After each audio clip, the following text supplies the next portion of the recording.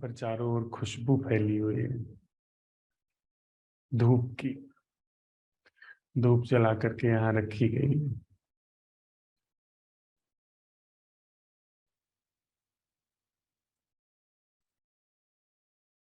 आज दिन भर बारिश हुई है, रुक रुक के और कभी तेज।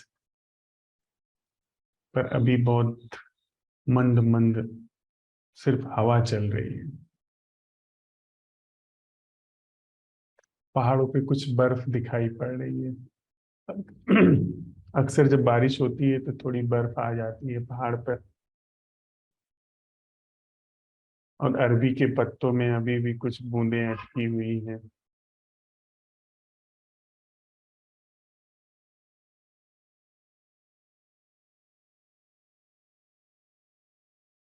मौसम भी थोड़ा ठंडा हो गया और बारिश के बाद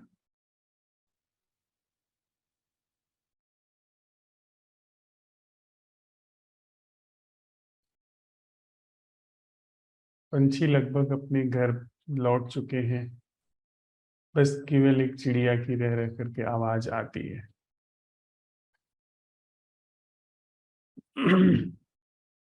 हम सब लोग भोर की बैठक में इस प्रश्न के साथ अन्वेषण करने के लिए, परीक्षण करने के लिए विदा हुए थे कि क्या हमारे भीतर अभी भी वह आंख शेष है जो जब हम शैशव काल में थे तब हमारे पास थी। जो आंख लेकर के हम पैदा हुए थे वह आंख हमारे वयस्क होने के साथ बह करके निकल गई, या वह आंख अभी भी बनी हुई है। इसके अन्वेषण के लिए, परीक्षण के लिए, सत्यापन के लिए हम लोग अपने दैनंदिन जीवन में लौटे थे।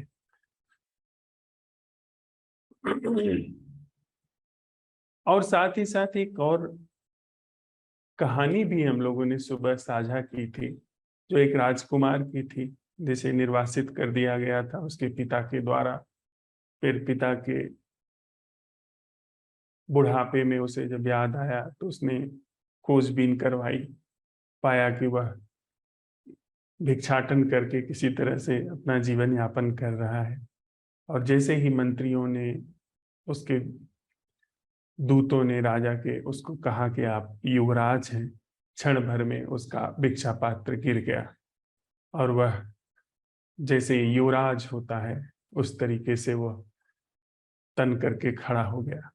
उसकी आंखों की जो बुझी हुई सी लौ थी वह जल पड़ी।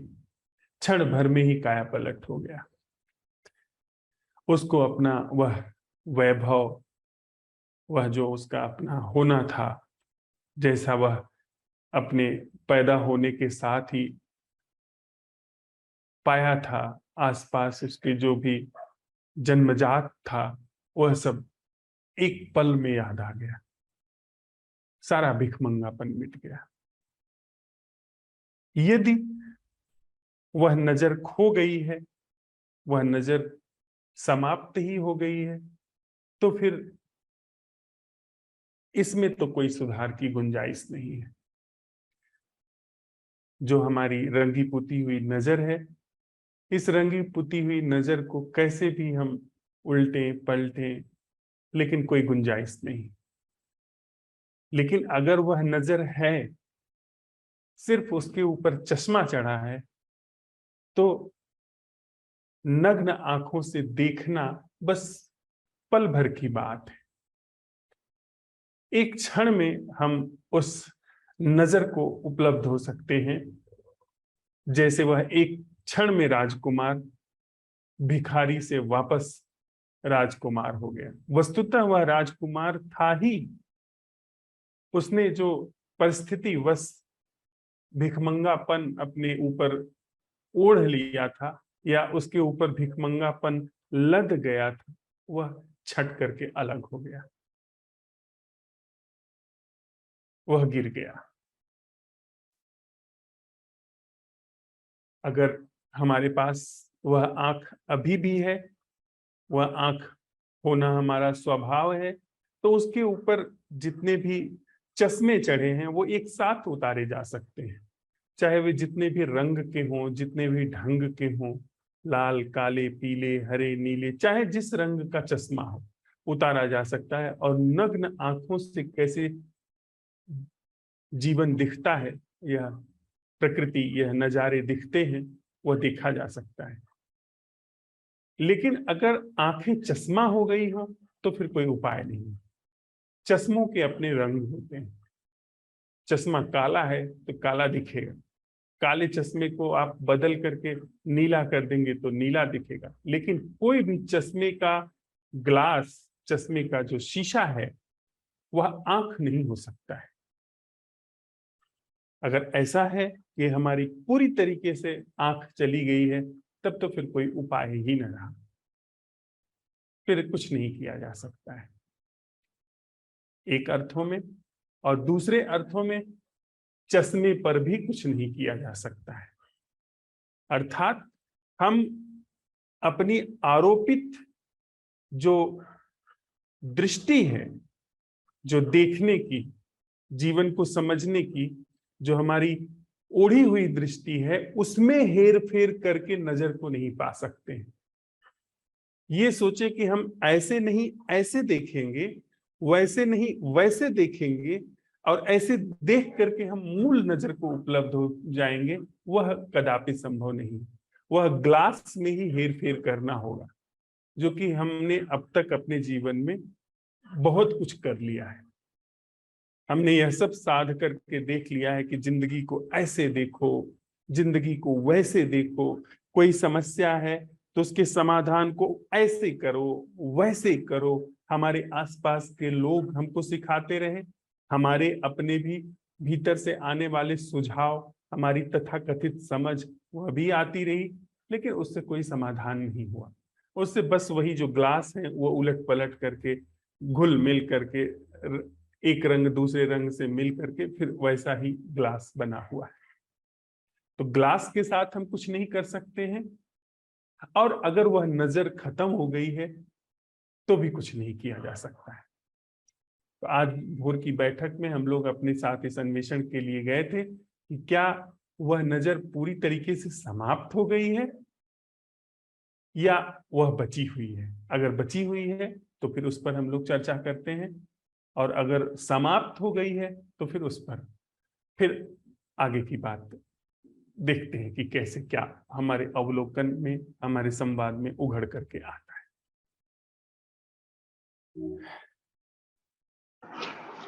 नमस्ते सर। नमस्ते अनिल भाई। सर, दिन भर बारिश हुई है यहाँ पे, तो मौसम में थोड़ी ठंडक तो बनी हुई है यहाँ पर भी। बाहर से किसी भी तरह की कोई आवाज नहीं है, बिल्कुल शांति सी है। बस जो पंखा चल रहा है उसी की आवाज आ रही है मुझे। बाहर देखूं तो बगीचा है, उसमें जो पेड़ लगे हुए हैं जामुन के, अशोक के, वही नजर आ रहे हैं। किसी तरह की कोई गंध वातावरण में नहीं है। और यहाँ आने से पहले मिठाई खा के आया था मैं, तो मीठेपन का स्वाद जो है जुबान पर है। बच्चे थे, 15 अगस्त की, तो स्कूल से लड्डू लेके आए थे। जी सर, अवलोकन की मैं आज के अन्वेषण पे बात करूं इससे पहले मैं सुबह जो बात हो रही थी वहां से थोड़ा सा शुरू करता हूं अपनी बात को, क्योंकि थोड़ी प्रकृति की बात हुई थी सर सुबह। तो ऐसा है कि मेरे को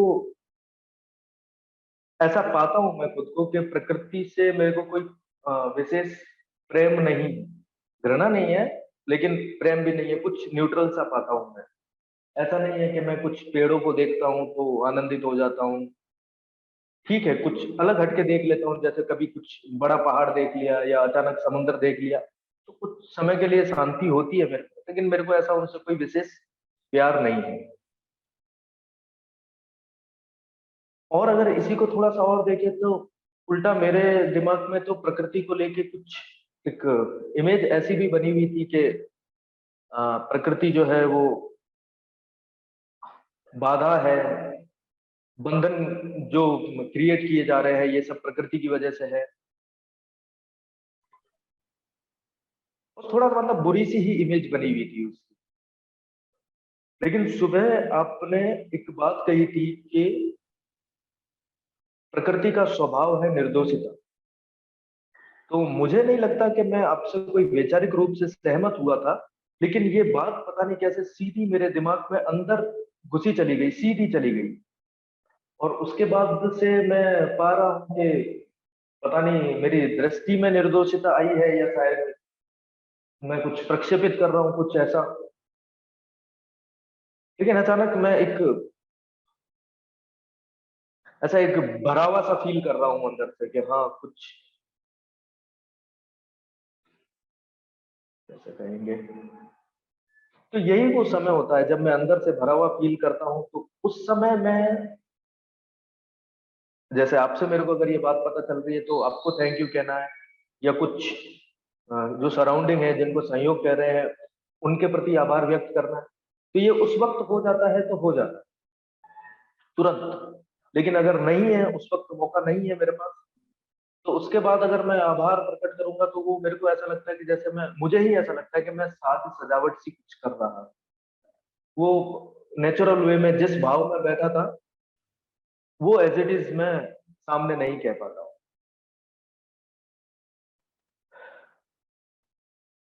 फिर यही बात जब खिंच के आज के प्रश्न के साथ आई, तो जो जैसा प्रश्न था कि क्या जीवन में ऐसी कोई दृष्टि है, हमारा कोई देखना ऐसा है जैसा बच्चों का होता है, तो वहां पे मैं देख पा रहा था कि सुबह ये भी बात आई थी कि जो बच्चे होते हैं वहाँ बनावटी चीज कुछ नहीं है, कृत्रिम चीज कुछ भी नहीं है, और होश की भी कोई अवस्था नहीं है वहां पर। पूर्ण रूप से प्रकृति है, एकदम शुद्ध प्रकृति। और ये हमने सुना भी है अक्सर के बच्चे जो होते हैं निर्दोष होते हैं। तो ये सुनने में तो खूब आया है, लेकिन कभी इस पर गौर नहीं किया कि ये निर्दोषता किस वजह से कही गई है, किस मायनों में कही गई है।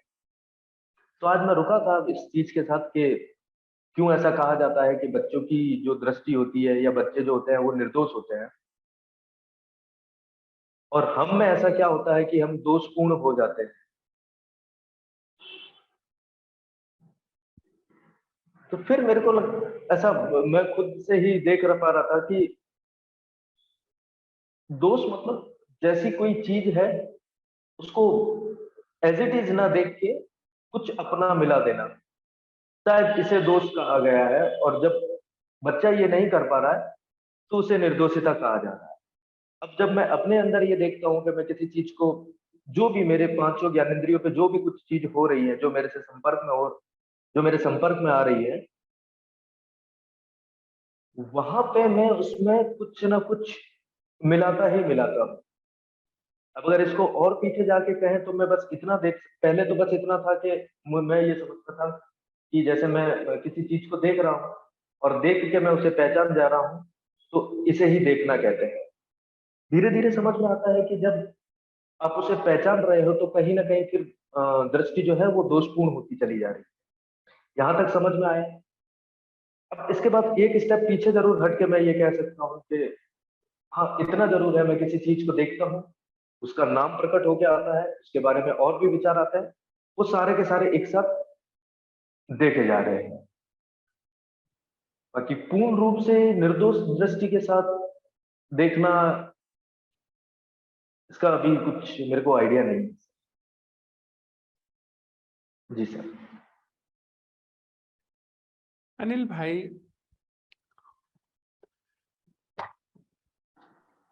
आप देखें,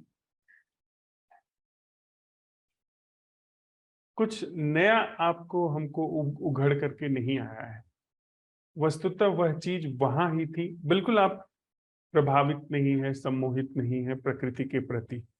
बस उस तथ्य का अनावरण हुआ है जो पहले से ही था। प्रकृति पहले से निर्दोष थी, निर्दोष है। हमने उसको, हमारे जो संस्कार है ना, जो सुविधा के लिए हमने जुटाने शुरू किए, अभी आगे वाली बैठकों में हम लोगों के सामने ये सारी चीजें हो सकता है उघड़ करके आए। कि जब हम आप गुफा में रहते थे, डरे हुए रहते थे कि अचानक बाढ़ आ गई, अचानक बारिश होनी शुरू हो गई, पेड़ गिर गया, आंधी आ गई, बच्चे उड़ गए, या जंगली जानवर आया बच्चे को उठा ले गया, तो इसकी वजह से एक हदस है, एक एक भय हम लोगों के अंतस में समाया हुआ है प्रकृति के प्रति। तो उसके कारण जो हमारे अंदर धीरे धीरे सुविधा का विकास हुआ, हम लोगों ने आग का आविष्कार किया, हम लोगों ने नुकीले औजारों का आविष्कार किया, हम लोगों ने पहिए का आविष्कार किया, हम लोगों ने अपनी जो हमारी कम ताकत थी उसको बढ़ाने के लिए घोड़ों को प्रशिक्षित करना शुरू किया, बैलों को प्रशिक्षित करना शुरू किया, हाथी को पालतू बनाया। उन सारी चीजों की गहरी छाप हमारे अंदर है, प्रकृति से भय।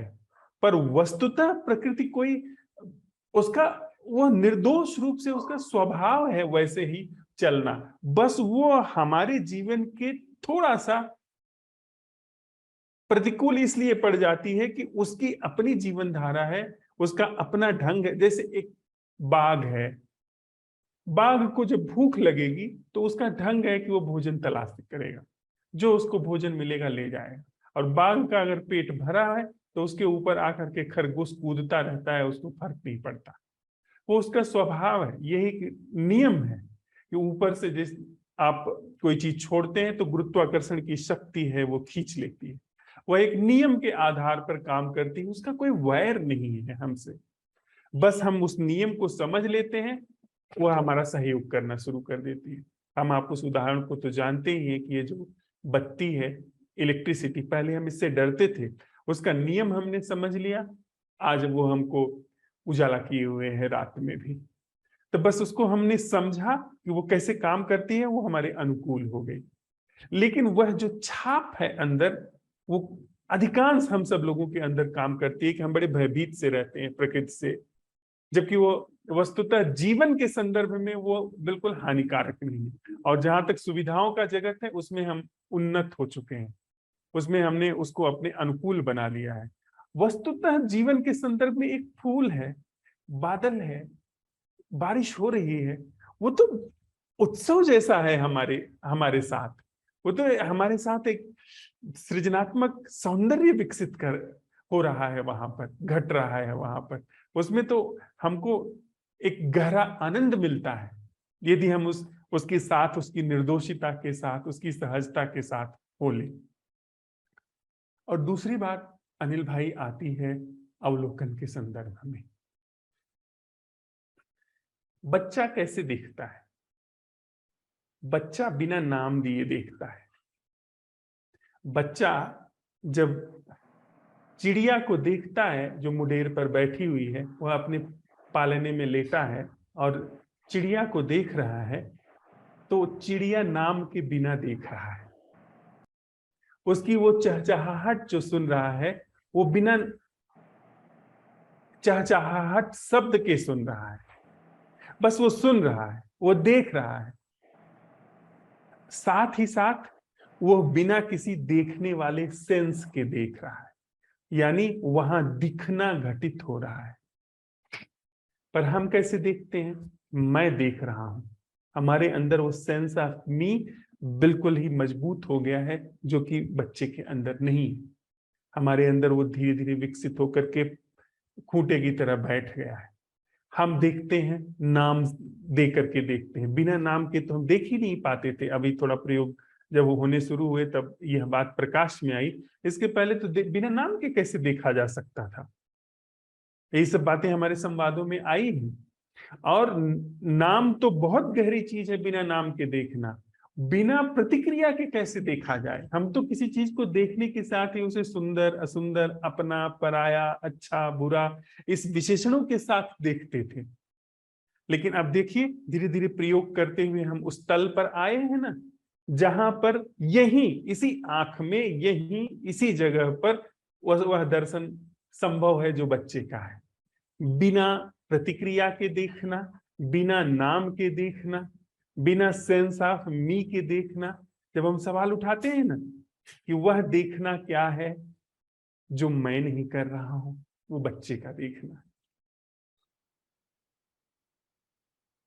अर्थात अगर हम ठीक से इस बात को समझें, देखें, तो बच्चे का देखना खोया नहीं है। बच्चे का देखना जो शैशव अवस्था का अवलोकन है, दर्शन है, उसके खोने का मतलब है कि आंख का खो जाना। वह जो देखना है निर्दोषिता का, वो हमारी आंख का होना है। हमारी आंखें निर्दोषिता से ही देख सकती हैं।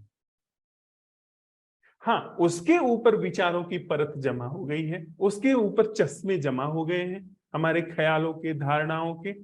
लेकिन चश्मे कितने भी हों, अगर आंख नहीं है तो कैसे दिखाई देगा? वह सहज स्वाभाविक दर्शन वहां है, जिसके कारण ऊपर से चाहे जितने चश्मे चढ़े हुए हैं। क्या यह बात हम लोग स्पष्ट रूप से देख पा रहे हैं साथ में? जी सर। जी, थैंक यू अनिल भाई। फिर आगे थैंक यू बढ़े। सर। जी बिल्कुल।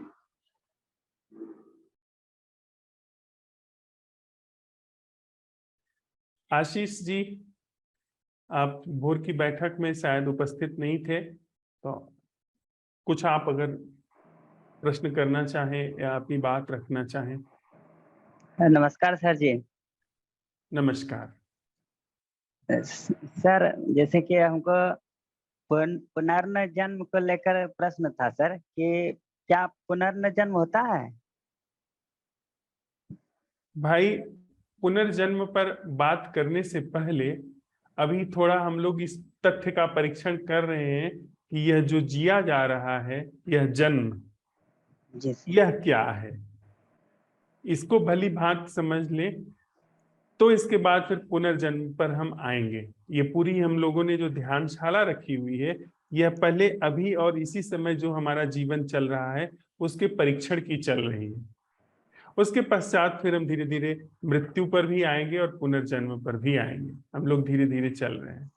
आपने कहावत तो सुनी होगी ना कि कौआ कान ले गया, हम लोग हाँ कान के हाँ। पीछे पीछे दौड़ जाएं पर अपना जी सर। कान ही न टटोलें। जी तो सर। पहले हम मृत्यु के बाद पुनर्जन्म होता है कि नहीं होता है, इसमें जाने के पहले इसका परीक्षण करें कि अभी जो जिंदगी है वो क्या है, वो वास्तव में है क्या, उसमें जो मरता है, जो अभी जी रहा है। उसके बाद फिर हम लोग पुनर्जन्म पे संवाद कर लेंगे। उसका फिर बहुत आसान हो जाएगा फिर पता लगाना कि पुनर्जन्म होता है नहीं होता है तो क्या है। ठीक जी बात? सर। जी सर। ठीक है। भावना जी।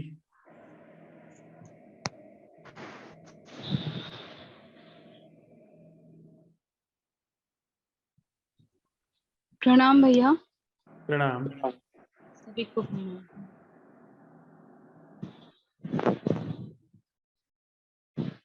अभी बारिश शुरू है यहाँ पे, और ठंडक सी है। अभी थोड़ी देर पहले तो ऐसी गर्मी फील हो रही थी, फिर अचानक से बादल गरजने लगे, लाल बिजली चमकने लगी, फिर अचानक से बारिश शुरू हो गई। अभी स्वाद में तो मैंने केला खाया है, तो केले का स्वाद है, और स्पर्श तो ठंडा है। सुनने में बारिश गिर रही है तो उसकी आवाज है। बारिश तो धीरे धीरे आ रही है, उसके छींटे गिर रहे हैं, लेकिन छींटों की इतनी आवाज नहीं है। लेकिन छींटे जो छपरे के ऊपर गिरते हैं तो एक साथ में जो आ, उसकी जो धार गिरती है ना, उसकी आवाज बहुत ज्यादा है। और और मुझे दिखाई दे रहा है कि वो धार है ना, एक मतलब शेप में गिर रही है सब ऐसे। और दिखने में ऐसे लग रहा है जैसे कि कोई डायमंड गिर रहे हैं, क्योंकि उसकी जो बूंदे है ना, वो एकदम चमक सी रही है, एकदम मतलब कि जैसे कोई स्टार गिर रहे हो ऐसे लग रहा है।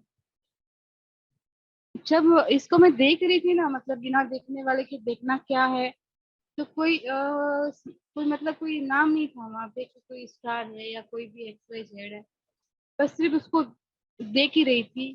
अ, फिर उसके बाद में ये सब नाम आए जो मैं आपको बता रही हूँ, कि वो स्टार की तरह है, या फिर वो जैसे कि बिजली का कोई करंट दौड़ रहा है ऐसा लग रहा है, फिर या फिर मतलब ऐसे भी लग रहा है जैसे कि वो दिवाली में हम लाइट लगाते हैं ना, तो जैसे कि वो ऐसे मतलब क्या बोलते हैं उसको, ऐसे घरों के ऊपर है ना छोटी छोटी सी लाइट लगाते हैं, ऐसे छोटी छोटी लाइट है ना, ऐसे व्हाइट कलर की, ऐसे ऐसे हो रही है, ऐसे ऊपर नीचे मतलब ऐसा लग रहा है, अच्छा सुंदर लग रहा है। और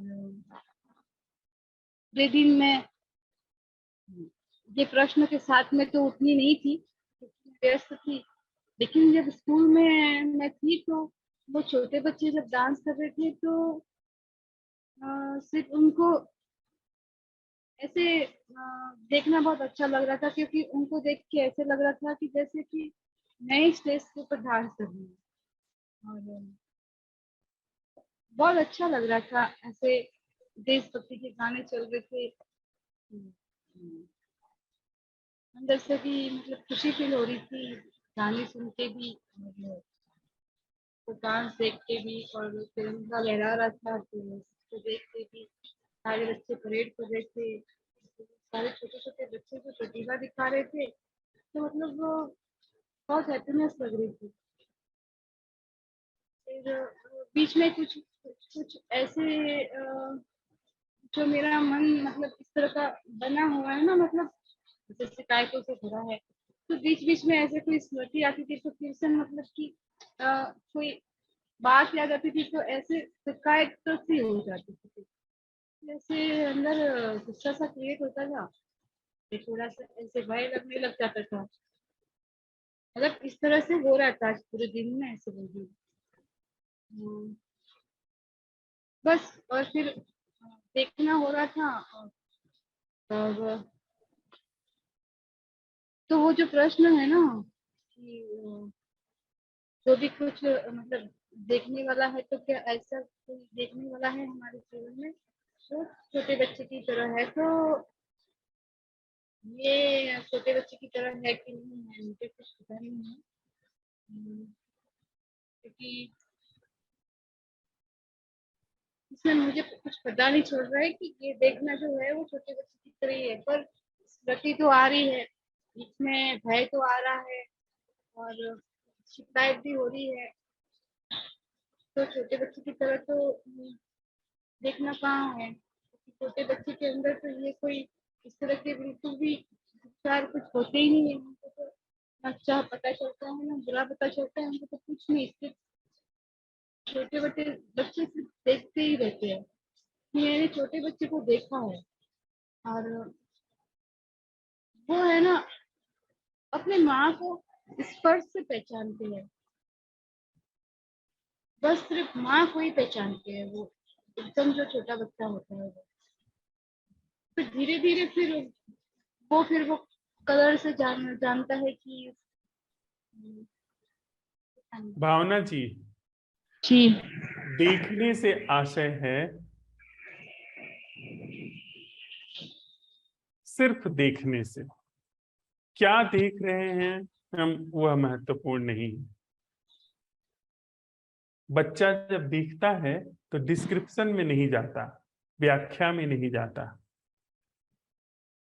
या बच्चा देखेगा तो व्याख्या में जाता है, वो शब्द दे करके देखता है, वो स्मृति का उपयोग करके देखता है, वो विचार का उपयोग करके देखता है, क्योंकि स्मृति और विचार वाली संस्था तो अभी उसके अंदर पैदा ही नहीं हुई है, वह चीज पैदा ही नहीं हुई है, वह तो सिर्फ चीजों को जस का तस वैसे का वैसा उसको दिख रहा है।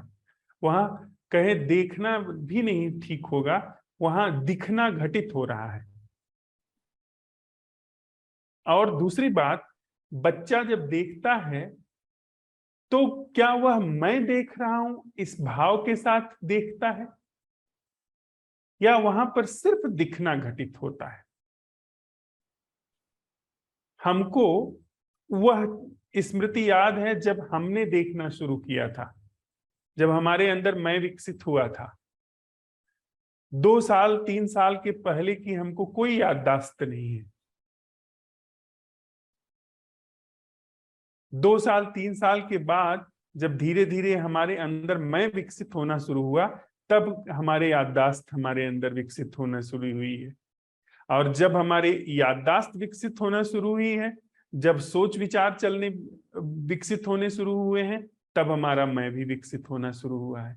लेकिन उसके पूर्व का जो काल रहा है, शैशव काल, वो शैशव काल में हमारा होना तो था ना, जीवन तो था ना। वो जो हमारा 2 वर्ष का जीवन है, उसमें तो कहीं भी मैं नहीं है। पर हाँ, देखना खूब घटा है उसमें, सुनना खूब घटा है। दिखना, सुनना, स्पर्श करना, स्वाद का घटित होना, मीठा, तीखा, तीता। बच्चे को तीखा डाल दो तो तुरंत उसको थूक देगा, मुंह बिचका लेगा। मीठा उसको अच्छा लगेगा, उसको कहीं गंध का भी पता चलता है।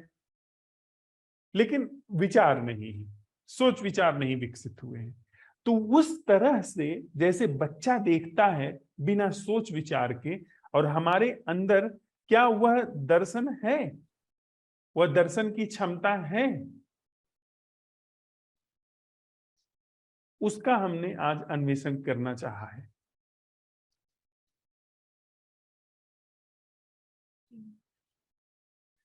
जब देखा जा रहा है, जैसे ही मैं इस वृक्ष के सामने होता हूं, इस वृक्ष के देखने में अन्वेषण हो रहा है कि क्या बच्चे वाला देखना इस दिखने में उपस्थित है या नहीं।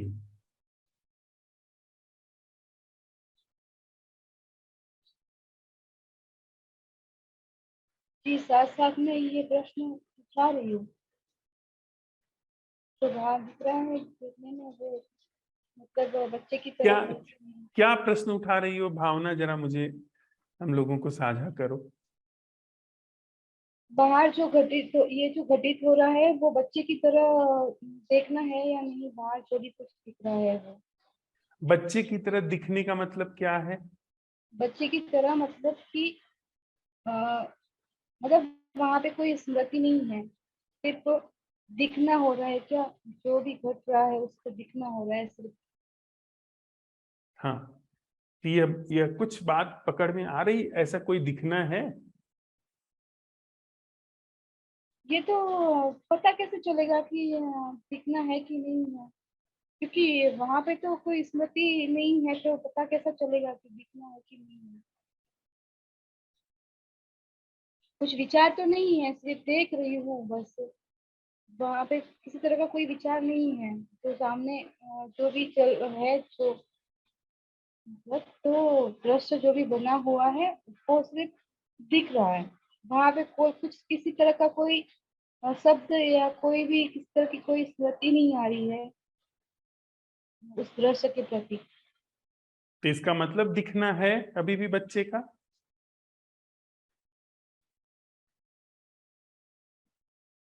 क्योंकि बच्चे को तो स्मृति नहीं आती, और न बच्चा ये कहता है कि मैं देख रहा हूं। दिखना भर है बच्चे के अंदर। तो हमारे अंदर सत्यापित हुआ ना कि बच्चे की तरह दिखना विद्यमान है, जिसके ऊपर सारी चीजें हम लोगों ने आरोपित की हुई हैं। जी।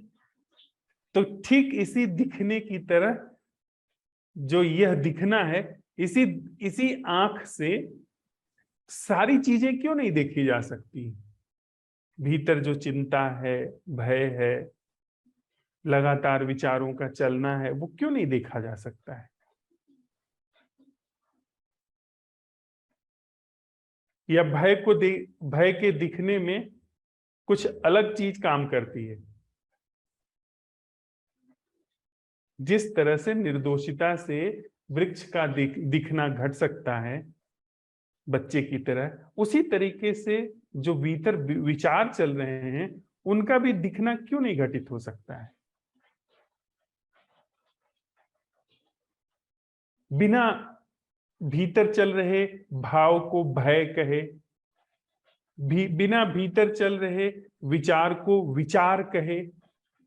वह जो चीज भीतर सरक रही है तस्वीरों और शब्दों के माध्यम से, उसको बिना कोई नाम दिए, जैसे बच्चा बिना नाम के देखता है, बच्चे को बिना नाम के दिखता है, बिना प्रतिक्रिया के दिखता है, वैसे ही भीतर जो भी कुछ चल रहा है उसे बिना नाम दिए प्रतिक्रिया दिए क्यों नहीं देखा जा सकता है।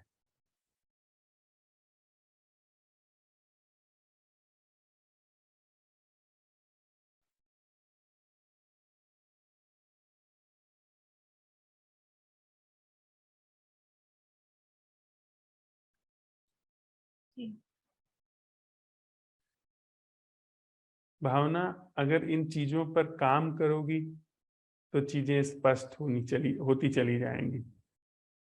काम करोगी तो, नहीं तो पूरी चीजें अच्छी तरीके से समझ करके खोपड़ी में रख लिया, काम नहीं किया, तो फिर अगले क्षण में कहोगी कि भैया कुछ नहीं हो रहा है, कुछ समझ में नहीं आ रहा है, और फिर उसी पुराने सड़े गले धर्रे में जाकर के गिरोगी जिसमें सब तरीके की खुरापातें हुई हैं, सब तरीके की चोटें लगी हैं, उसी चश्मे वाले रंग बिरंगे ढंग में जाकर के गिरोगी। तो उसमें तरह तरह के आश्रय हैं, तरह तरह के झांसे हैं, कोई गुरु का झांसा है, या कुछ झांसे हम आप बना लेते हैं। हम लोग कहते हैं ना, यह सब सुन लेते हैं, समझ लेते हैं, पर काम नहीं करते हैं अगर इस पर, तो ये सारी चीजें वैसी की वैसी बनी रहती हैं। फिर जब मौका आता है तो फिर हम कहते हैं कि ईश्वर की फिर परीक्षा लेते हैं कि मेरा यह काम करवाओ तब मानूंगा कि तुम सच हो।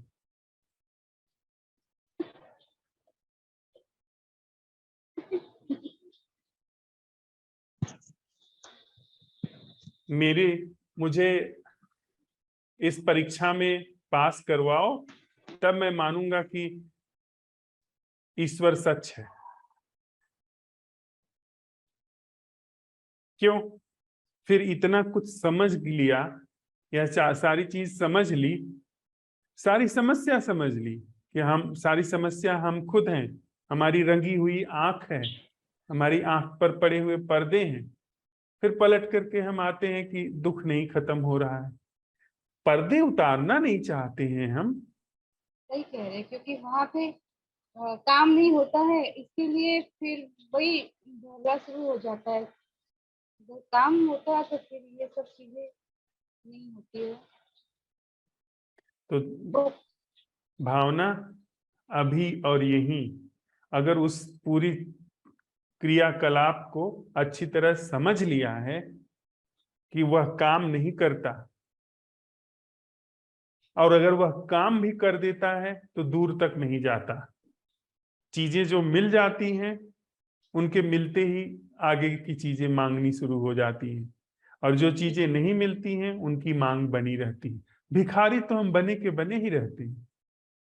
यदि यह पूरी संरचना समझ में आ रही है तो अपनी पूरी क्षमता समेटिए और इसको देखिए, समझिए कि नग्न आंखों से जीवन को देखना क्या है।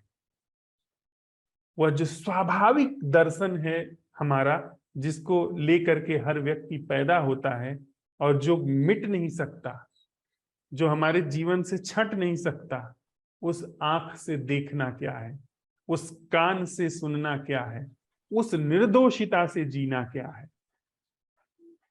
उस निर्दोषिता का जीवन है, फिर जीवन अपनी परवाह खुद ले लेता है। नहीं तो समझ लोगे, फिर थोड़ी दूर चलने के बाद वो चीजें, क्योंकि वो आदत लंबी है, वो टेक ओवर करेंगी, ये सारी चीजें पीछे हट जाएंगी, अंत में हाथ और खाली रह जाएगा। तो आपसे एक बात पूछनी थी प्लीज कि पूछिए।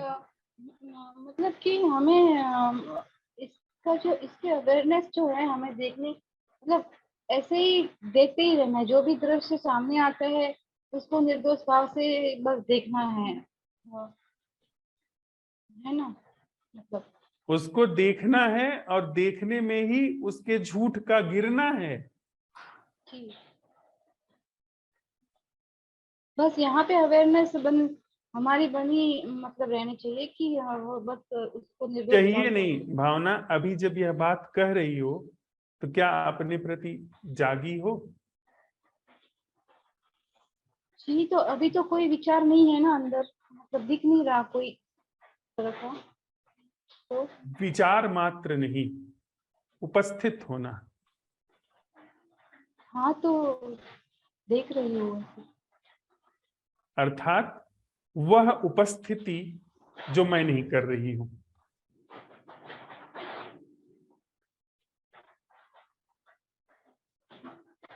जी क्या ऐसी उपस्थिति है?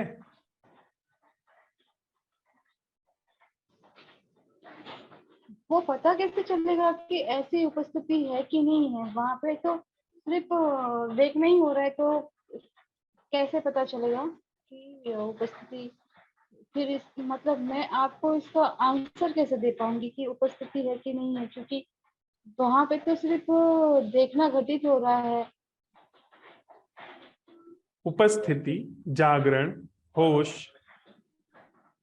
एक एक जागरण है जो मैं करता हूं, ठीक है। एक होश है जो मैं साधता हूं, इसका तो पता चलता है। जी और वह होश क्या है जो मैं नहीं कर रहा हूं? होश है, रोया रोया जागा हुआ है। अगर पूछा जाए क्या आप बेहोशी में हैं, तो आप कहेंगे बेहोशी में नहीं है। मतलब कि वो बोलने के लिए बेहोशी में नहीं है, कि जब कहना होगा तो हम कहेंगे कि हाँ बेहोशी तो नहीं है, जी पर क्या ऐसा है? या एक नहीं ये बस एक वैचारिक कलाबाजी है? नहीं, ये वैचारिक कलाबाजी ही है, क्योंकि जब बोलना क्यों हो है? रहा है, क्योंकि जब घट रहा है कुछ भी तो वहां पे बोलना भी कैसे होगा, बोलने मतलब की कि जरूरत नहीं। थोड़ी देर के लिए यहीं पे ठहरो भावना, और अपने अंदर यह सवाल उठाओ कि मेरी वह उपस्थिति क्या है अभी यहीं पे जो मैं नहीं कर रही हूं।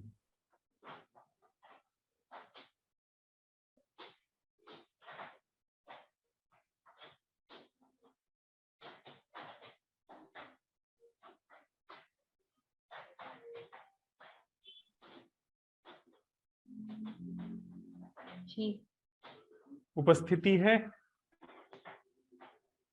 नहीं सुनाई दे रहा है, बस अभी आवाज बाहर बारिश गिर रही है तो। शरीर के प्रति उपस्थिति का पता चला, अर्थात शरीर के सभी अंगों के प्रति जो भी कुछ हरकतें हो रही हैं उसका पता चलना शुरू हुआ ना, अपने आप। हाँ हाँ, अपने अपने आप ही, आप अपने तो आप ही। ये उपस्थिति हुई ना, जी जो कि तुमने नहीं की। जी अपने आप अब ही। इसी उपस्थिति से जो हम लोग चर्चा कर रहे हैं उसको समझना क्या है। उपस्थिति न खोए, ये नैसर्गिक उपस्थिति। जी इस नैसर्गिक उपस्थिति से भीतर अब चलो और यह समझना क्या है कि उस आंख से देखना क्या है जो बच्चे की है। जीवन के सारे क्रियाकलाप,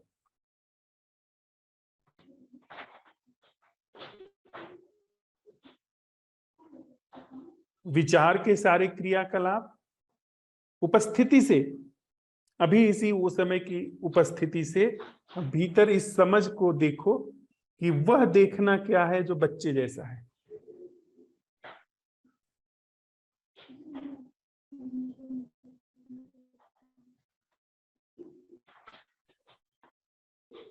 सारे जी जो जो हमारे पांचों ज्ञानेंद्रियां हैं उन पर जो कुछ घट रहा है, कान पे, आंख पे, उसको बच्चे की तरह देखना सुनना क्या है, और भीतर भी जो कुछ अगर चल रहा है तो उसको बच्चे की तरह अटेंड करना क्या। बच्चे के अंदर सोच विचार नहीं चलता है, पर अब बच्चे की तरह का मतलब बच्चे की तरह की कला, कि जैसे बच्चा सिर्फ देखता है, कोई छेड़छाड़ उस कर ही नहीं सकता, तो वैसे ही बिना छेड़छाड़ किए, बिना यह समझे कि मैं देख रहा हूं, मैं देख रही हूं, जो भी भीतर भाव उमड़ रहे हैं, जो भी विचार चल रहे हैं, उनका दर्शन, अवलोकन या उनके प्रति अटेंडिंग, उपस्थिति क्या है।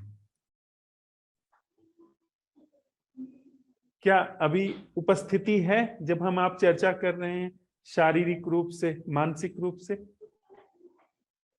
वहां पे सिर्फ देखना हो रहा है, मतलब जो भी भाव जैसे ऐसे उठ तो नहीं रहे थे, लेकिन एक दो भाव ऐसे आए अ, तो उसको देखना हुआ वहां पे इसको अपने। माजो, इसको ठीक। माजो। जो ये ठीक। अभी थोड़ा सा बात हमारे आपके संवाद में उभर करके आई है ना, इसको थोड़ा हम्म। माजो, इसको एकदम जीवन का हिस्सा बन जाने दो। नहीं तो फिर एक नहीं, 1000 ध्यानशालाएं हम लोग साथ में करेंगे, पर चीज चूक चूक जाएगी। मांझना क्या है एक्चुअली? हाँ, मांझना क्या है, मतलब मांझना क्या है? बर्तन कैसे मांजते हो? हम्म। बर्तन अभी आप रख दो बर्तन, तो वो सुबह तक थोड़ी धूल धमास उस पर पड़ जाती है, मांजते हो फिर सुबह? हाँ। घर छोड़ करके चले जाओ, 2 4 6 10 दिन बाद आओ, मांज करके बर्तन जाओगे, फिर भी वापस आओगे तो पाओगे थोड़ी उस पर धूल धमास जम गई है। ठीक। मांजते हो उसको? पहली बार मांजा, बर्तन चमक गया, और चमकने के बाद उसको आपने रख दिया, फिर बाद में आपने तो कुछ नहीं किया, लेकिन फिर धूल धमास जम गई, मांजना उसी को कहते हैं। अभी हमने प्रश्न उठाया कि क्या कोई ऐसा देखना संभव है जो बच्चे की तरह नहीं है। ठीक। सॉरी, क्या कोई ऐसा देखना है जो बच्चे की तरह है। और बच्चे की तरह का देखना हमने भली भांति समझ लिया। दिखाई पड़ना शुरू हुआ, बिना शब्द के, बिना विचार के, बिना व्याख्या के, और बिना सेंस ऑफ मी के, दर्शन मात्र घटित होना शुरू हुआ। बात छूट गई, छूट गई। फिर जब बात आई, जब होश आया, फिर उस पर यह प्रश्न का मांझना हुआ। उतनी देर पर जो प्रमाद की मैल थी, जमी हुई थी, वह कटनी शुरू हुई होश से। इसी को मांझना कहते हैं। क्या मैं अपनी बात स्पष्ट कर पाया? बिल्कुल। अब आप मांझ रही हैं। ठीक, चल रहा है। क्या अभी आप उपस्थित हैं? ठीक। क्या इस प्रश्न के साथ उपस्थित हैं कि वह उपस्थित होना क्या है जो मैं नहीं कर रही हूं? ठीक। ठीक है।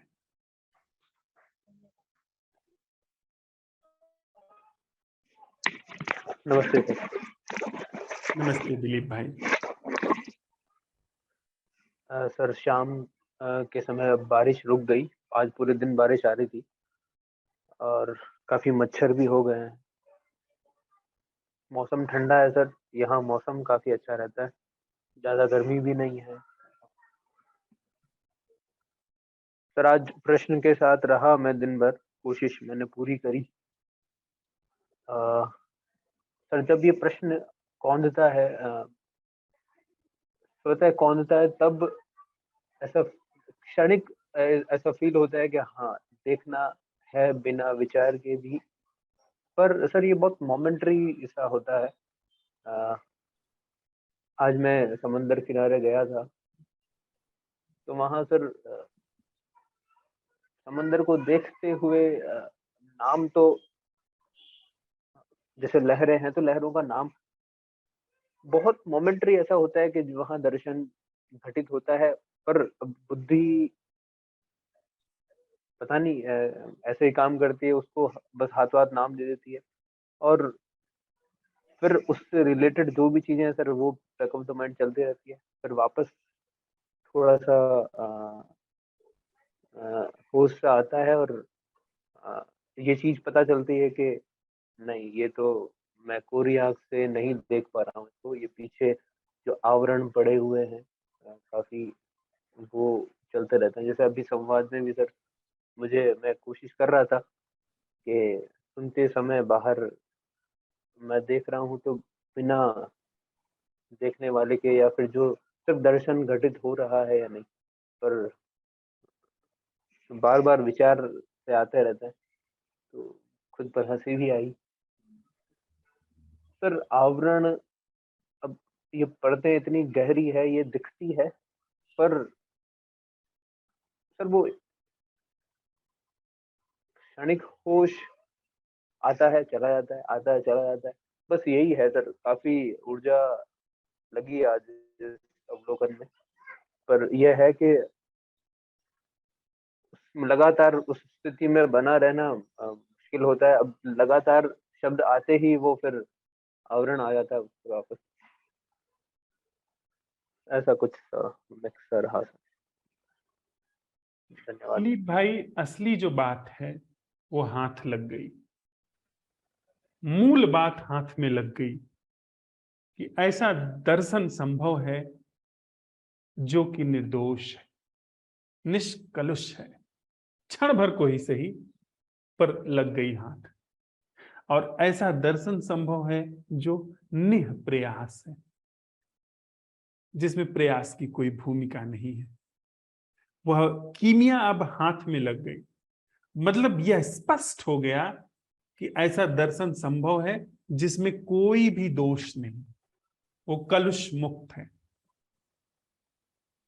अब कोई परेशानी की बात नहीं, अब चिंता की कोई बात नहीं। असल चीज ये है, इस तथ्य को समझ लेना कि ऐसा दर्शन संभव है जो बिना प्रयास के। यह समझ लिया तो मेरी अपनी ये समझ कहती है कि 99% काम हो गया। 99% यही बात पूरी हो गई। वो जो चीज दिख रही है ना कि ये कांस्टेंट नहीं बन रहा है, आप पाएंगे कि वो चीज टिकेगी नहीं, क्योंकि मन की जड़ टूट गई। ऐसा जीवन संभव है जिसमें मन की कोई भूमिका नहीं है, मैं की कोई भूमिका नहीं है। वह गहन अंतर्दृष्टि अगर भीतर उद्घाटित हो गई तो आप इस पूरे साम्राज्य को क्षण भर में, या कहो तो चलते चलते हंसते गाते ये गिर जाएगा, ये पूरा साम्राज्य। असल चीज है कि मैं भिखारी नहीं हूं, मैं युवराज हूं। असल बात वह है, यह समझ लेना। मतलब कहने की बात है, ये नहीं मैं कह रहा हूं कि मैं युवराज हूं, ये समझ लेना। तो अगर ऐसा कुछ मान लिया तो फिर हम एक दुष्चक्र में पड़ जाएंगे, फिर एक मन ने एक चीज बना ली। नहीं, इस अंतर्दृष्टि का उद्घाटित हो जाना कि ऐसा दर्शन संभव है जैसा बच्चे का है, यानी स्वाभाविक दर्शन जो है वो बच्चे वाला है, उसको मिटाया नहीं जा सकता है। लाख कोशिशों के बाद भी हम उसे मिटा नहीं पाए। हम लोग हजारों लाखों साल से धरती पर हैं, पर उस सहज नैसर्गिक दर्शन को हम मिटा नहीं पाए। तभी तो हम जब सवाल उठाए कि क्या वह दर्शन है हमारे पास जो बच्चे का है, या वो मिट गया, तो पाया गया नहीं, वो दर्शन है, उसकी झलक आ गई। अब चिंता की बात नहीं, अब सर चिंता की बात नहीं। इसमें माफी चाहूंगा मैं सर। हाँ प्लीज प्लीज। सर सर अपनी बुद्धि की जो जटिलता है वो साफ दिखती है मुझे। इतनी जटिल है सर कि हर चीज को फ्रेम और झट से फ्रेम करना। मैं इस विषय से थोड़ा सा हटकर एक उदाहरण देना चाहूंगा आपको। जैसे मेरा ट्रांसफर हुआ सर, मैं इधर आया और पिछले 2 महीने से सेटल होने की कश्मकश में ही लगा हुआ हूँ। तो सर दिखता है बीच बीच में कि ये जो सारी कहानी चल रही है, जो मिला है उससे बेहतर चाहना, जो है उसमें ना रहना, ये सिर्फ मन का बनाया हुआ खेल ही है। पर फिर भी चाह इतनी गहरी है कि बस आप चलते रहते हो कि नहीं, देयर इज समथिंग मिसिंग और मुझे उसको पूरा करना है। जबकि पीछे ये चलता रहता है, पता चलता रहता है, हाँ ये बेईमानी ही है। आप क्या ढूंढ रहे हो? जो आपके पास है, आपको मिला हुआ है, उसके पीछे आप भाग रहे हो और उसको बेहतर बनाने के लिए और बेहतर बनाने के लिए। तो सर जटिलता इतनी है, दिखता है कि यहाँ ये बेतुकी सी चीज है जिन प्रयासों में लगा हूँ, पर फिर भी वो चलते रहते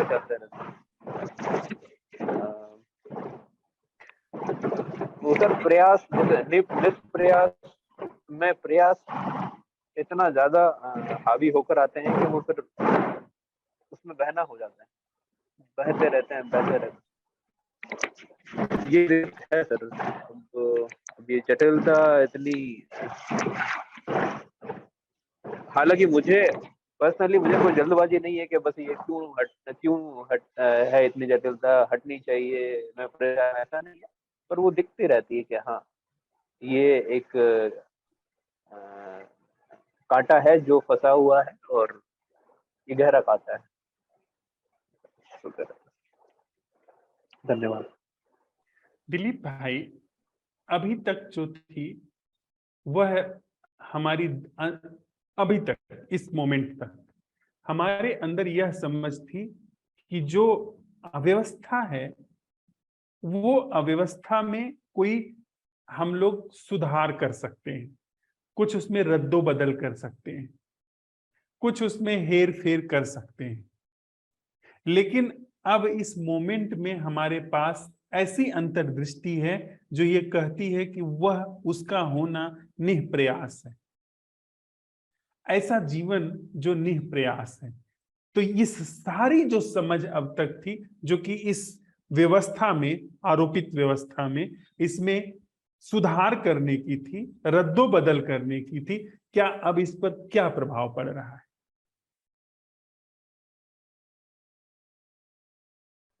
गौर से इस चीज को देखिए। असल जिंदगी जो असल है, वास्तविक है, नहीं प्रयास है। सर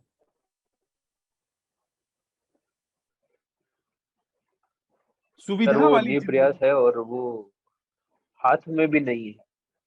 हाथ में भी नहीं है और होनी भी नहीं चाहिए। हमारे हाथ में होती तो हम चौपट कर दिए होते, बिल्कुल सर। है ना? तो वह जो जी यह है जो सर। समझ आई है कि असल जो जिंदगी है,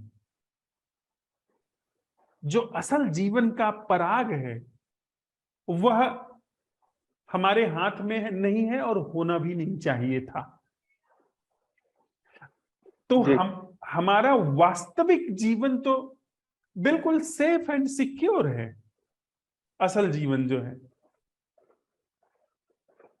देखिए, हमारी मस्तिष्क की कोशिकाएं तब सबसे अच्छी तरह से काम करती हैं जब वे अपने को सुरक्षित महसूस करती हैं। ब्रेन जो है वो हमारा सहयोगी एक हिस्सा है, वह सदा ही इस व्यवस्था में रहता है कि जीवन को कैसे सुरक्षित बनाया जाए। जीवन को कैसे सुरक्षित का मतलब कि अनावश्यक जो आपदाएं आती हैं उसे सुरक्षित बनाया जाए। अब अभी तक इसके अंदर जो सुरक्षा के सारे मानदंड थे वो इल्यूजरी थे, भ्रामक थे, इस माध्यम से उस माध्यम से इस माध्यम से। पर अब एक नई अंतर्दृष्टि हमारे अंदर आई है। जो असल जिंदगी है वो उसको असुरक्षित किया ही नहीं जा सकता है। नैसर्गिक स्वभाव को मिटाने का कोई उपाय ही नहीं है, यानी सहज जागरण को मिटाया ही नहीं जा सकता है, ढका जा सकता है। और हमने अब तक ढका था, और अब हमारे हाथ में वो नैसर्गिक जागरण की कीमिया हाथ लगी है। ब्रेन के अंदर, मस्तिष्क के अंदर इसकी अंडरस्टैंडिंग इसको परिपूर्ण रूप से सुरक्षित कर दी। अब ये जीवन और संबंध के दायरे में, जहां पर पहले वो अकेलापन महसूस करता था, अवसाद महसूस करता था, बिछोह का दुख महसूस करता था कि यह आदमी छूट न जाए जो मेरे जीवन का हिस्सा है, वो सारी चीजें जो करता था, जिसमें उसको हमेशा तड़प रहती थी, चिंता रहती थी, द्वंद्व रहता था, घृणा रहती थी, परिग्रह रहता था, वह सारी चीजें एक मुश्त गिर गई। क्योंकि असल में अंदर वो परिपूर्ण रूप से इस तरह से है कि जिसमें असुरक्षित करने का उपाय ही नहीं है, तो सुरक्षा का प्रश्न ही नहीं खड़ा होता।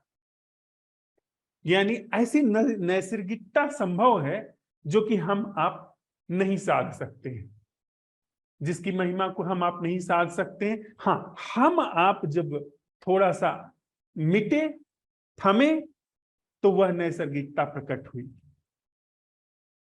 अभी भावना के साथ यह प्रश्न आया ना कि वह उपस्थिति क्या है, मौजूदगी क्या है जो हम नहीं कर रहे हैं, यानी मेरी यानी जीवन की वह उपस्थिति क्या है जो मैं नहीं कर रहा हूं। अभी तक उपस्थित होने के लिए मैं सारे उपाय कर रहा था कि कैसे इस जीवन में मैं नाम कमा लूं, कैसे मैं जाना जाऊं, परखा जाऊं। नहीं, अगर मैं नहीं जाना पहचाना गया तब तो मैं तो मिट ही जाऊंगा। लेकिन अब ऐसी कीमिया पता चल गई है जिसको मिटाया ही नहीं जा सकता, जो स्वयंभू है, जिसको मिटाने का कोई उपाय नहीं है, और स्वयंभू होने के साथ साथ आनंद स्वरूप है। उसमें कोई तनाव नहीं, चिंता नहीं। आनंद स्वरूप होने के साथ वह चैतन्य स्वरूप है, वह जीवंत है, धड़कती हुई है, और वो नैसर्गिक है। अभी तक हम अपने को जीवंत दिखाने के लिए सब तरीके के आडंबर किए हुए थे, उपाय किए हुए थे, अपने को दिलासा देने के लिए कि लोग रिकॉग्नाइज करें तो मैं अपने को जीवंत समझता रहूं। खूब सारा रुपया इकट्ठा कर लूं तो उससे थोड़ा सा एक साहस बनता रहता था, और उसको बना तो लेता था पर उसमें खोने का भय भी आ जाता था। संबंधों में जरा सा उथल पुथल होता था, मैं घबराने लगता था कि अरे यह व्यक्ति छूट न जाए, कुछ गड़बड़ न हो जाए, फिर मेरा क्या होगा, वो सब चलता था। पर अब एक ऐसी चीज हमारे जीवन में उघड़ करके आई है जिसको खोने का उपाय ही नहीं। हमने प्रश्न उठाया कि वह उपस्थिति क्या है जो हम नहीं कर रहे हैं। हमने पाया कि ऐसी उपस्थिति जीवंत वहां पर विद्यमान है, बल्कि हम खोए हुए थे कहीं पे, इस वजह से उस नैसर्गिक उपस्थिति का भान नहीं था। रोया रोया हमारा रोए रोए में वह उपस्थिति अभिव्यक्त होने लगी जागरण के रूप में। अब इस चीज के उघड़ने पर हमारी जो सारी व्यवस्था थी, जो जीवन को इधर बिठाने, उधर सेट करने, वहां ले जाने की थी, वो सब गिर गई। क्या गिर गई?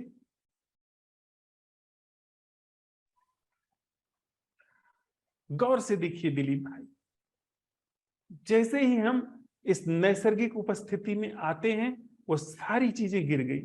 हाँ, अब थोड़ी सुविधा की बात है, जो कि जीवन का बहुत छोटा हिस्सा है। अगर मैं अपने अंदर भरा पूरा हूं, आनंदपूर्ण हूं, तो रोजी रोटी के लिए जो छोटा एक हिस्सा है, कहीं भी रह सकता हूं, कहीं भी जी सकता हूं। संबंध में समस्या नहीं, जीवन में अब समस्या नहीं। और इतना ही नहीं, अगर ठीक से हम लोगों ने इसको देखा तो वहां पर जीवन कुछ स्टक नहीं है, फंसा हुआ नहीं, जीवन फल फूल रहा है। वह जो नैसर्गिक उपस्थिति है जागरण की, सृजनात्मक है।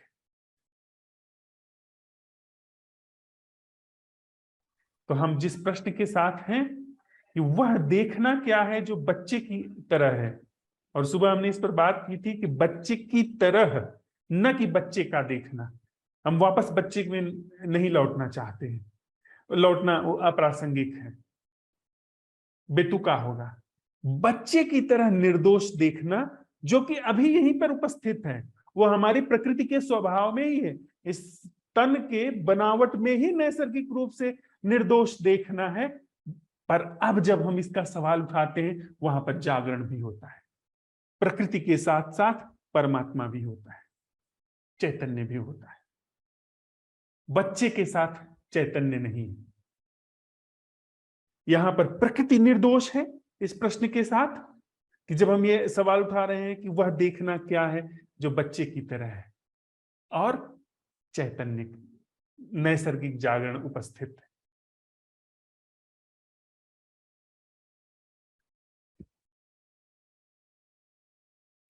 यह चीज जो खुल करके स्पष्ट होकर के हमारे जीवन में उघड़ रही है साथ साथ चलते हुए दिलीप भाई, यह सिर्फ हमारे आपके महासमाधान के लिए नहीं, ये पूरी मनुष्य चित्त में एक विराट समाधान को अवसर दे रही है। मेरी मत मानिए, खुद इसकी महिमा देखिए आप।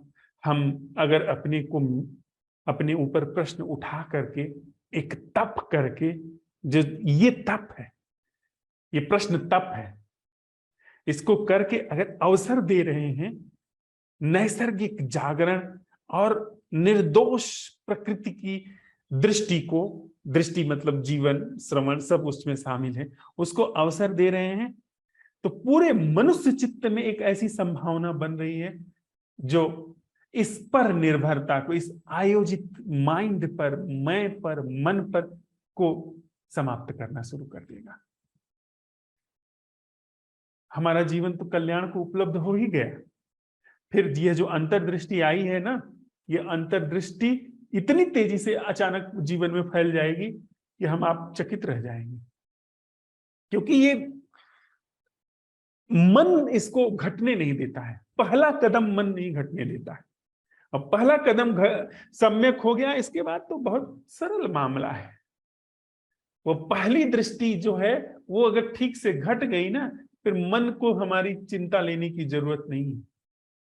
मन कहता है कि इसको कैसे बरकरार रखा जाए, उसको हम कह सकते हैं भाई अब तुम शांत रहो, तुम अपनी जगह बैठो, यह अंतर्दृष्टि अपनी खबर खुद ले लेगी, ये सक्षम है। यह जो नैसर्गिक जागरण है, इसके साथ आई हुई, उद्घाटित हुई जो अंतः दृष्टि है, वो अपनी खबर, अपना ख्याल स्वयं लेने में सक्षम है।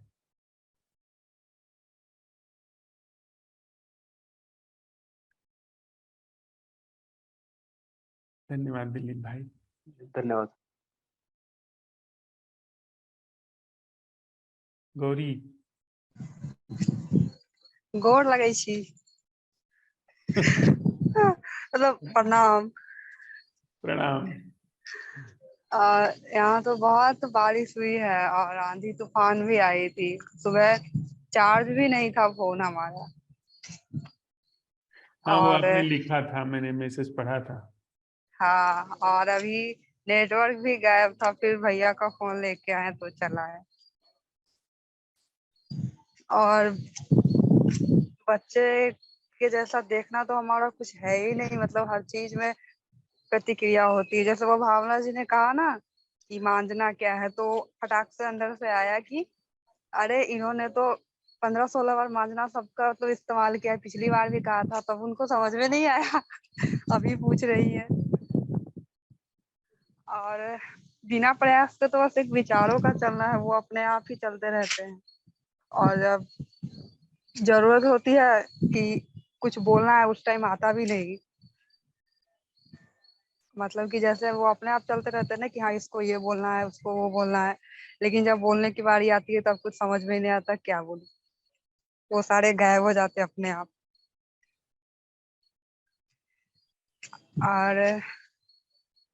और सारे चल रहे हैं बस अपने आप, वो उस पर कोई हमारा रोक भी नहीं है। और अब हमारे दिमाग में कुछ नहीं आ रहा।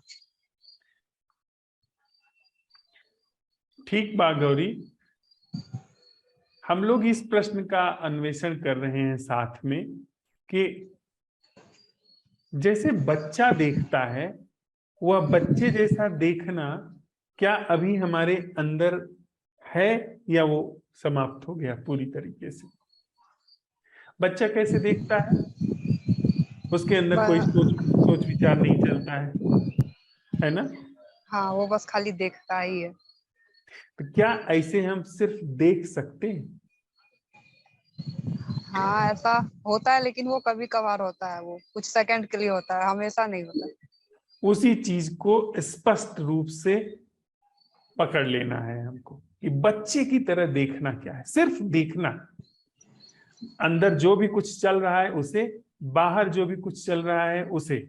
बच्चा सिर्फ बाहर बाहर देखता है, अंदर उसके होता ही नहीं, तो देखेगा क्या?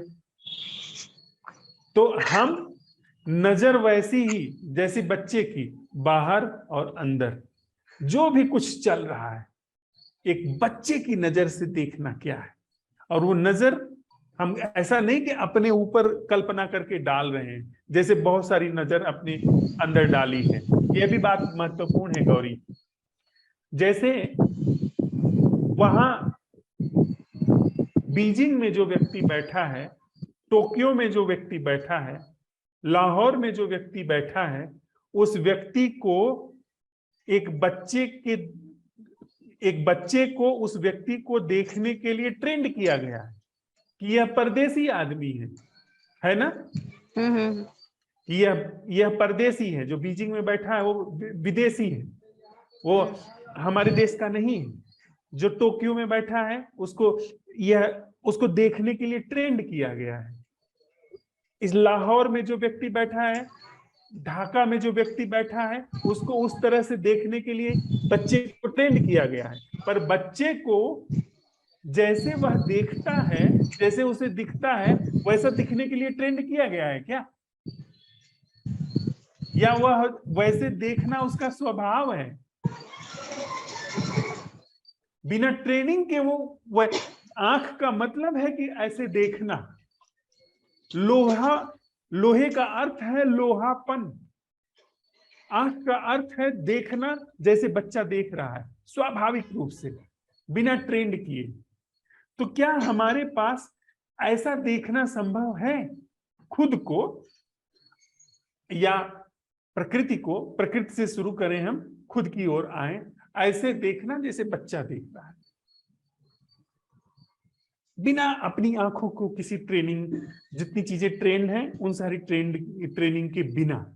और उसके लिए कुछ बहुत नहीं करना है, कि हमको तो बहुत सारी ट्रेनिंग हुई है।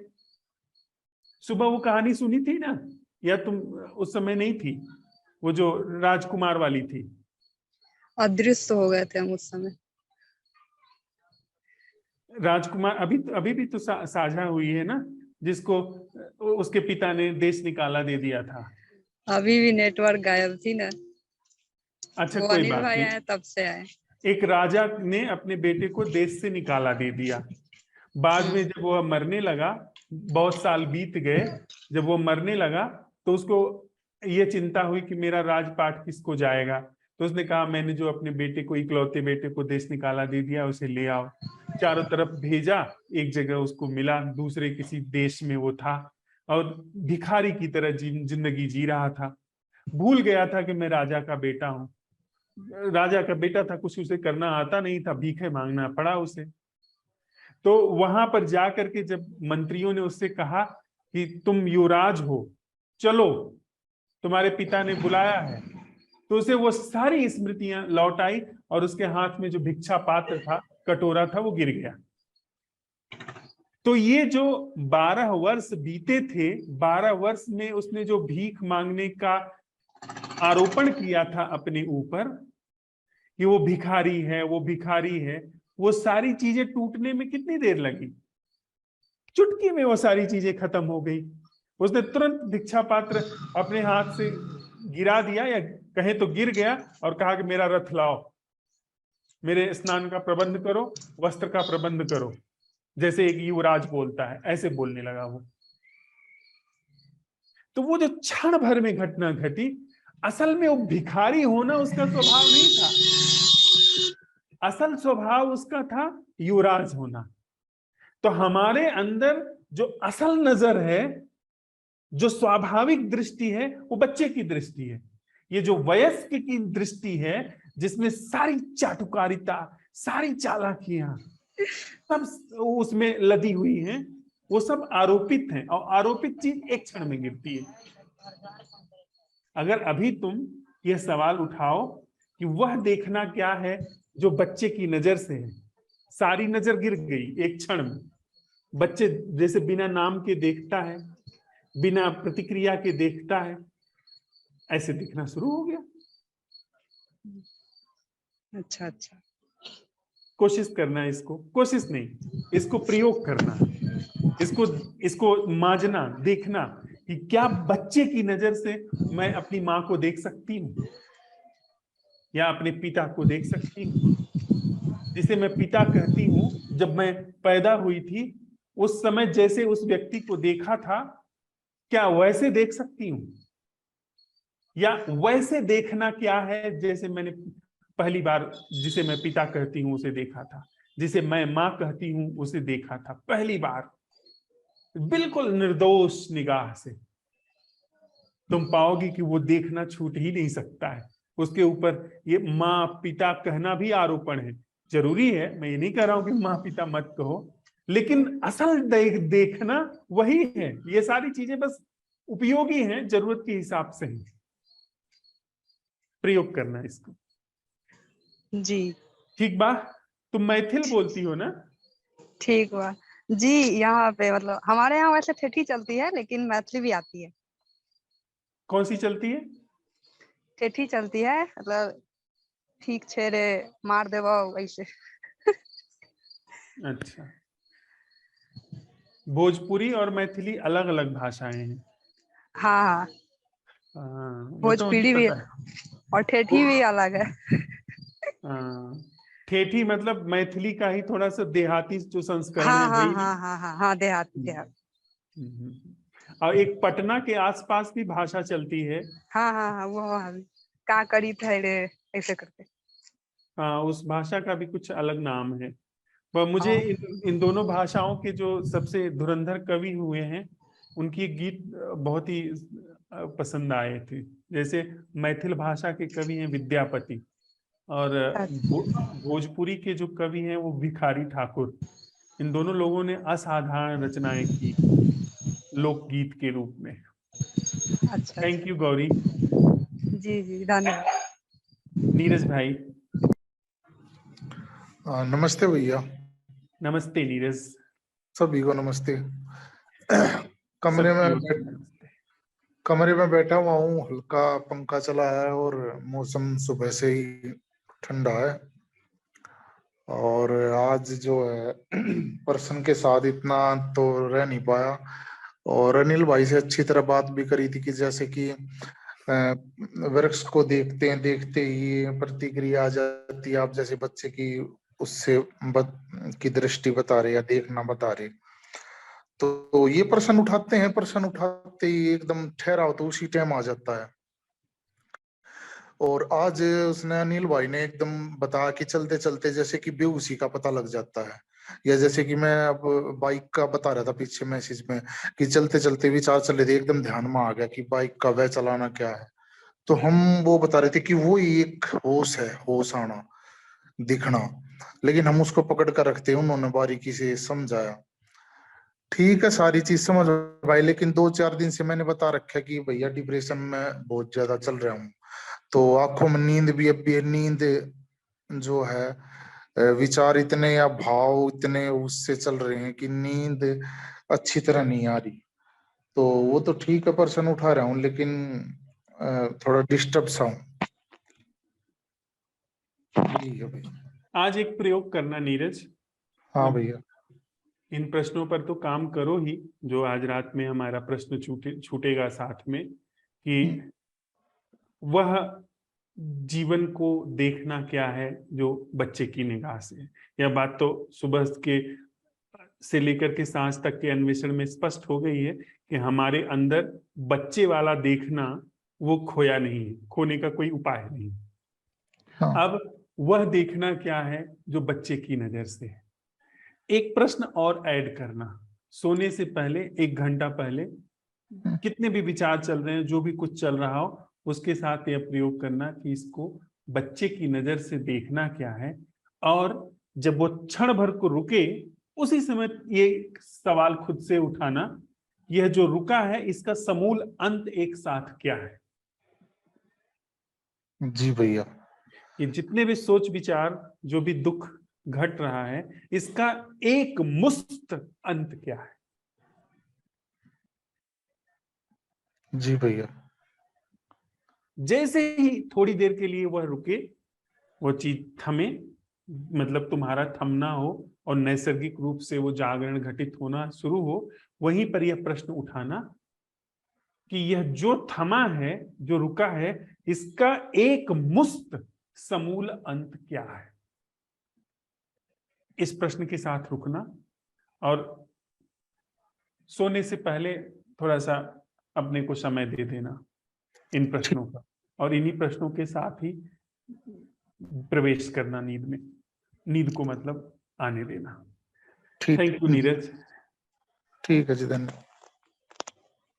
प्रमिला जी। जी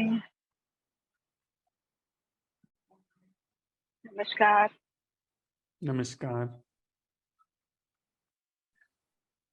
प्रश्न मैं सुबह नहीं थी तो प्रश्न मैंने अभी सुना, लेकिन वो तो है अंदर। जिस दृष्टि की बात हम कर रहे हैं तो वो तो है, मिट नहीं सकती है, मिटी नहीं है, किसी में भी नहीं मिट सकती है। बस उसको बाहर आने देना, नहीं आने देना। हाँ, दिखा है मुझे भी। प्रकृति को ज्यादा अच्छे से देख पाती हूँ, उस तरह से जैसे बच्चे दिखते हैं। बाकी सबको भी, अपने बच्चों को भी देखती हूँ तो देख सकती हूँ, लेकिन प्रकृति को ज्यादा, प्रकृति से मुझे लगाव महसूस होता है। तो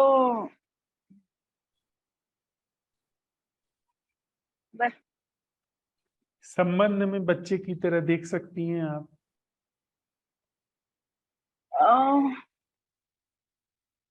हाँ, जब ये प्रश्न उठता है तो देख सकती हूँ, लेकिन वो क्षणिक होता है।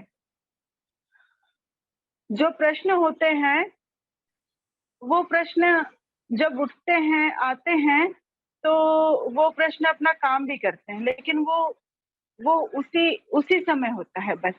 उसके बाद फिर सब ऐसे हो जाता है। यानी खुद को भी बच्चे की तरह देख सकती हैं आप? खुद को नहीं देखा। आंख है तो वो आंख चुन करके तो देखेगी नहीं।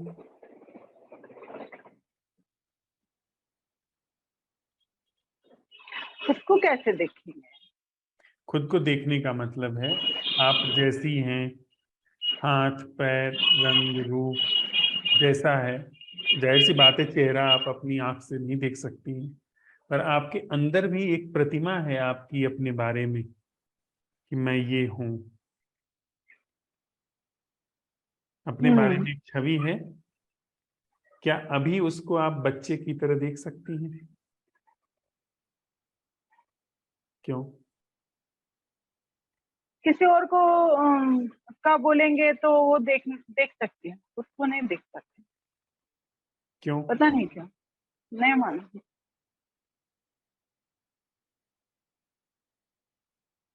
जो नजर है बच्चे वाली, उस नजर से खुद को देखना क्या है? क्योंकि अगर नजर से खुद को ही नहीं देख पा रहे हैं, तब तो बात बड़ी बेमानी सी हो गई। फिर दूसरे को देखने की जो बात चल रही है, उसमें भी कहीं न कहीं कुछ लोचा है। हाँ, आईने के सामने खड़े हो तो देख सकते हैं? हैं। जैसे अभी आईने के सामने खड़े हो तो फिर देख सकती हूँ। हाँ ठीक है। दिखा है। आईने के सामने खड़ी होकर के आप क्या देखेंगी? अपना शरीर ही तो देखेंगी। हाँ, फिर अगर वो प्रश्न शरीर आता है कि बच्चे के जैसा देखना क्या है, तो फिर कुछ कि दिखता नहीं है आईने ना। में आपके विचार भी आते हैं। विचार कैसे आएंगे? विचार के लिए तो अपने भीतर जो प्रतिमा है उसे ही देखना होगा ना। तो भीतर जो कुछ चल रहा है उसको बच्चे की निगाह से देखना क्या है?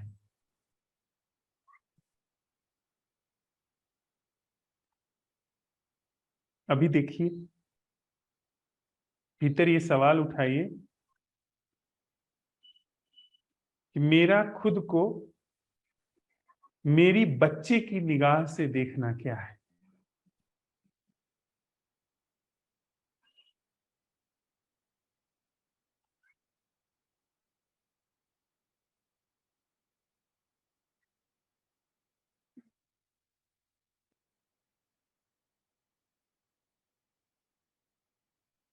इस प्रश्न के साथ जो देखने में बुजुर्ग वाली आंख आ रही है, क्या वो गिरी?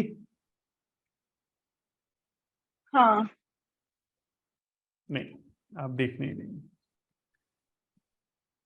कुछ ऐसा लगा है, बट मैं खुद को नहीं देख पाती हूँ, नहीं पा रही हूँ फिर मैं। से सवाल उठाओ कि बच्चे की आंख से अभी और यही खुद को देखना क्या है? इस प्रश्न के साथ भीतर प्रवेश करो।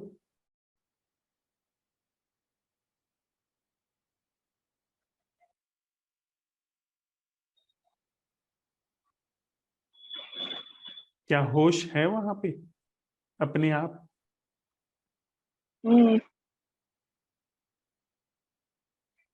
बुजुर्ग वाली आंख, वो जो बड़ी अनुभवी आंख है, वो लुढ़क करके नीचे गिरी?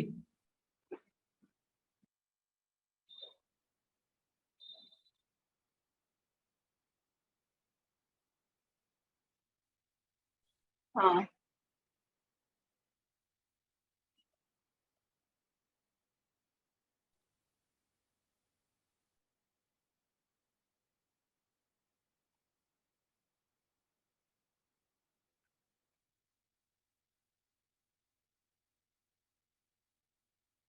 बुजुर्ग वाली आंख, अनुभवी आंख बार बार आ रही है, पर प्रश्न कह रहा है नहीं, बच्चे की आंख से देखना क्या है खुद को? हाँ,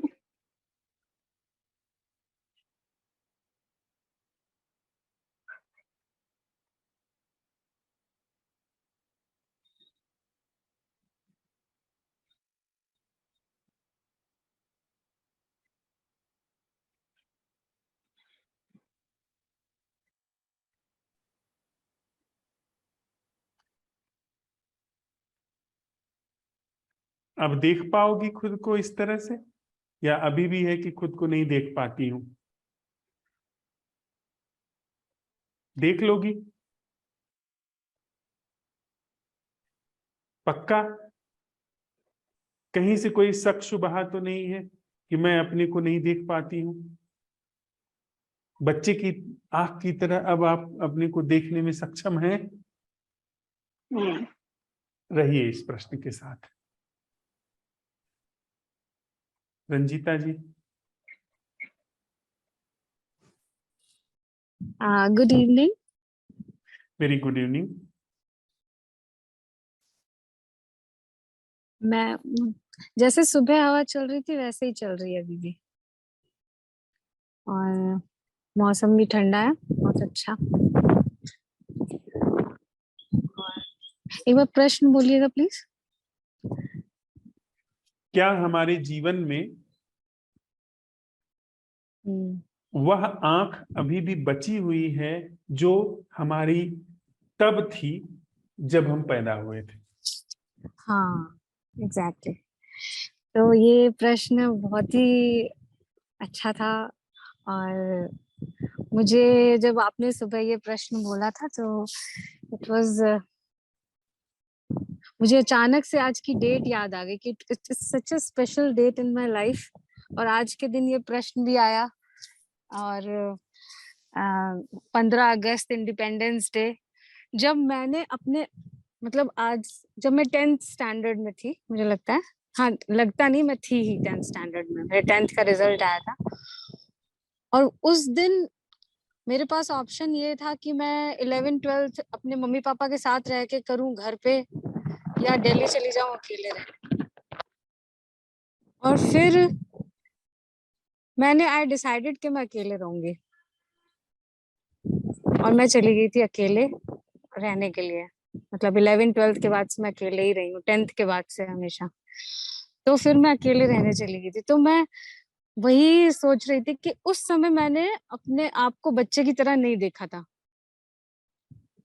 उस समय मैंने अपने आप को एज अ गार्जियन देखा था, अपना भी और अपने की। मतलब अगर मैं दिल्ली चली जाऊंगी, जितनी जल्दी इंडिपेंडेंट हो जाऊं, जितनी जल्दी अपने मतलब मुझे अच्छी सी कोई जॉब मिल जाए, तो मैं जो हूँ किसी और पे डिपेंडेंट नहीं रहूंगी।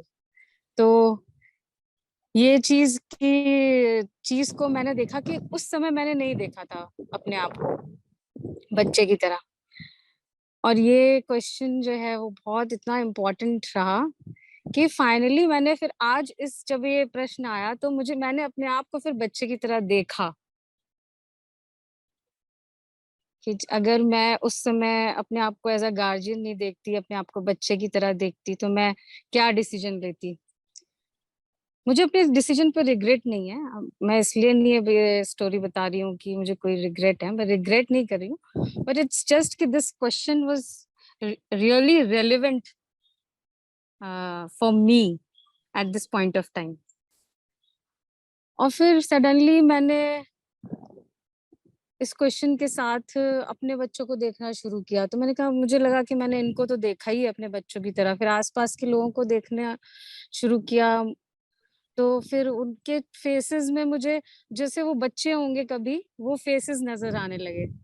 और जब मैं उनको देखती जा रही थी, तो मुझे ऐसे लगा कि वो बहुत सारी ऐसी चीजें कर रहे थे जो वो बचपन में ही करते होंगे, वो उनके बड़े में वो ऐसे एसिमुलेट हो गया है कि वो पता ही नहीं चल रहा है कि वो बच्चे से बड़े कैसे हुए होंगे। क्योंकि वो 15 अगस्त का वो भी चल रहा था, गार्डन में फंक्शन भी चल रहा था, तो पूरी सोसाइटी के लोग ही वहां पे थे। तो it was the question was मतलब फ्लोइंग लाइक सब लोगों को देख के इतना खुशी महसूस हो रही थी। और फिर मैंने बच्चों की तरह बहुत मिठाइयाँ खाई। आज मैंने दिन भर बहुत मिठाई खाई है, और बहुत it was a wonderful day. तो ये क्वेश्चन तो नाइस। हाँ, तो ये क्वेश्चन तो बहुत ही बढ़िया इफेक्टिव क्वेश्चन था। और इससे रिलेशनशिप्स में भी बहुत हम जब पहला तो मुझे ये लगा कि जब मैं खुद को बच्चे की तरह देख पाई ना, तो फिर मुझे दूसरों के अंदर का जो बचपना है वो इतना प्यारा लग रहा था कि मतलब हाउ क्यूट दे आर। मतलब अगर वो 45-50 भी क्रॉस कर गई, जो मेरे लेडीज हैं यहाँ पे, and they were so happy doing these activities around. और इतना मजा आया, आप लोगों को सबने बहुत एंजॉय किया। हमने सारे अपने डाइट प्लान्स छोड़ के बहुत सारा मीठा खाया, डांस किया। ऑफिस भी मैं गई तो आई थॉट कि मैंने सोचा कि आज मैं ऑफिस भी ऐसे जाऊंगी जैसे कि मैं फर्स्ट डे ऑफ वर्किंग जा रही हूँ। तो मैंने वैसे ही गई मैं, and I can't tell you, it was wonderful. सारे लोगों में मुझे सिर्फ बच्चे ही दिखाई दे रहे थे, सारे बच्चे, मैं खुद बच्चा और सब बच्चे। बहुत ही बढ़िया, it was fantastic. So I can say I am really grateful for this question. Thank you. Thank you Ranjita. प्रश्न अब थोड़ा सा, ये बहुत अच्छी बात है कि उसका एक वैचारिक तल भी जीवन में इतनी सारी खुशियां ला सकता है, लेकिन वस्तुतः थोड़ा और इसमें हमको स्पष्ट हो जाना है, इसको एक जगह दे देनी है। इस दर्शन को जगह दे देने का मतलब कि जो हमारे अंदर बुजुर्ग वाली बड़े अनुभवी बट कुटिल कनिंग जो हमारी दृष्टि है, उसकी जगह पर बच्चे की दृष्टि से न केवल बाहर बल्कि खुद को भी देखना घटित होना शुरू हो जाए। And in this observation there is awareness. अभी हम आप इस सवाल अगर को उठाएं, इस सवाल को मांझें कि हमारा खुद को वह देखना क्या है जैसे बच्चा देखता है। बच्चा बस केवल संदर्भ के लिए ले रहे हैं, बच्चा पता नहीं खुद देख पाता है कि नहीं, उसको अपना होश भी रहता है या नहीं, उसमें हम नहीं जा रहे, लेकिन बच्चा जैसे निष्कलुष बच्चे को दिखता है, ऐसे ही निष्कलुष बिना तय किए हुए कि मैं अच्छा हूं, मैं बुरा हूं, मैं डरपोक हूं, मैं बहादुर हूं, इसमें गए बिना ही जैसे बच्चे की कोरी आंख है वैसे खुद को देखना क्या। अब वो कोरी आंख हमने अब पहचान ली है कि हमारे अंदर है। अब हम ये नहीं कह सकते कि नहीं वो आंख तो बह गई है अब हम नहीं देख सकते, वह आंख नहीं अभी वो और तो यहीं है, से है। हाँ वो तो है। अब तो इसका मुझे एक्सपीरियंस तो हुआ इस क्वेश्चन से। उस आंख पर जितने चश्मे चढ़े हुए हैं उस चश्मे को, उन सारे चश्मे को हटा करके खुद को देखना क्या है, खुद को देखना और इसमें ऑर्गेनिकली अवेयरनेस का उद्घाटित होना। आज रात में हम इस प्रश्न के साथ रहेंगे। लेकिन सर इसमें एक चीज मुझे ये ठीक है कि हम जब आप ये जो आप इसको बोल रहे हैं कि अपने को हम ऐसे देख रहे हैं, ठीक है, और दूसरे को भी देखना है, तो उसमें कई बार एक बहुत फाइन लाइन ऑफ डिमार्केशन आ जाता है जहाँ पे आपके जहाँ पे आपके जो एक्सपीरियंसेस हैं, है ना, वो कहीं ना कहीं तक यूजफुल हो जाते हैं। आप हाँ। देख रहे हैं, ठीक है, आप अपने आप को भी बच्चे की तरह देख रहे हैं, आप दूसरे को भी बच्चे की तरह देख रहे हैं, लेकिन आपके एक्सपीरियंसेस जो जिसको आप अवेयरनेस बोल रहे हैं ना, वो अवेयरनेस मुझे ऐसे लगा, मुझे जैसे मैं अपने कलीग्स को आज मैंने बिगर उसके देखा कि मैं इनको बिल्कुल ही ऐसे ट्रीट करूंगी, आज फेस्टिवल डे है और ये कुछ भी करते हैं, आज कुछ भी करेंगे, मैं इनको कुछ नहीं बोलूंगी, जैसे enjoy, let them enjoy the day and everything. लेकिन मैंने ये देखा कि एक लिमिट के बाद जब उन्होंने देखा कि मैडम तो आज कुछ हमसे कह ही नहीं रही हैं और हम मतलब ये तो मैंने देखा कि वो मतलब अब उनका टाइम अभी खत्म ही नहीं हुआ था अपना काम खत्म करने का, एंड दे स्टार्ट लीविंग, तो मैडम हम तो जा रहे हैं। तो हमने कहा ऐसे कैसे जा रहे हो भाई? कहते मैडम आप आज तो आपका मूड भी अच्छा है और हमारा फेस्टिवल भी है और आप हम चलते हैं। हमने कहा रुको भाई, हाँ ठीक है, सब कुछ अच्छा चल रहा है, सब कुछ ठीक है, बट आप अपना काम तो फिनिश करके जाएंगे ना। तो मतलब मैं ये सिर्फ इसलिए बता रही हूँ कि एक लिमिट के बाद फिर आपको वो बच्चे की तरह, उसमें कुटिलता नहीं है सर, उसमें कुटिलता नहीं है, लेकिन आपको लाइन ऑफ डिमार्केशन कहीं बनानी पड़ती है। ये बात थोड़ा समझने जैसी है रंजीता जी। बच्चे जैसा जो दर्शन है वो दर्शन उपस्थित है, वो है ही, उसके ऊपर बहुत सारे आरोपण हैं, बहुत सारे चश्मे हम लोगों ने चढ़ा रखे हैं। तो वस्तुतः जब हम ये प्रश्न उठाते हैं कि बच्चे जैसा देखना क्या है, तो वह देखना पाया जाता है, लेकिन इसका मतलब यह नहीं है कि बच्चे जैसे देखने में कोई आवश्यक क्रिया प्रतिक्रिया नहीं होगी, क्योंकि बच्चे जैसे देखने में अवेयरनेस भी है। वो अवेयरनेस तय कर लेगी कि कितनी जरूरत है चश्मे की। हाँ। अर्थात अगर कुछ उस बच्चे जैसे देखने में और उस अवेयरनेस में यह चीज आती है कि अवेयरनेस में, न कि हमारी बुद्धि से कि यहाँ पर यह चीज ऐसी होनी चाहिए, तो उसमें अपने आप हस्तक्षेप होगा, लेकिन वह हस्तक्षेप वहां हो करके वहीं समाप्त हो जाएगा। फिर से बच्चे जैसी आंख।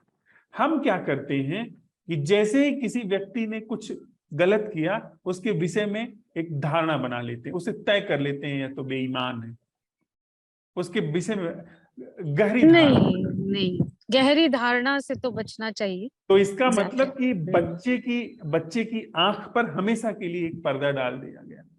दूसरे को तय करते हैं, पर्दा अपनी आंख पे पड़ जाता है। समझ रही?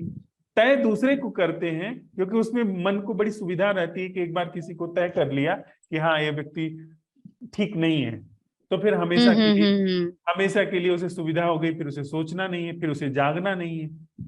पर यहाँ पर हाँ, ये तो आप सही कह रहे हैं, ये तो अपने अवेयरनेस से भागने जैसा है कि आप खुद अवेयर नहीं रहना चाहते हैं और आप उसका ठीकरा दूसरे पे फोड़ना चाहते हैं। सही कह रहे हैं आप।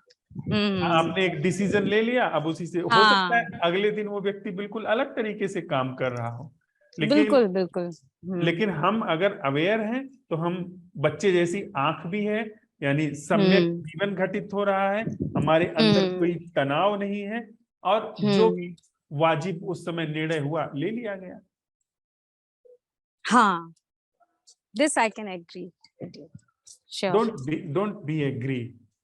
No, अरे सर कहने के लिए कह रहे हैं। इसको हम लोग अभी करें क्या? इस अभी हमारे आपके बीच में जो संवाद हुआ रंजीता जी, इस संवाद के पीछे एक सहज जागरण उपलब्ध है, अन्यथा ये जी बिल्कुल।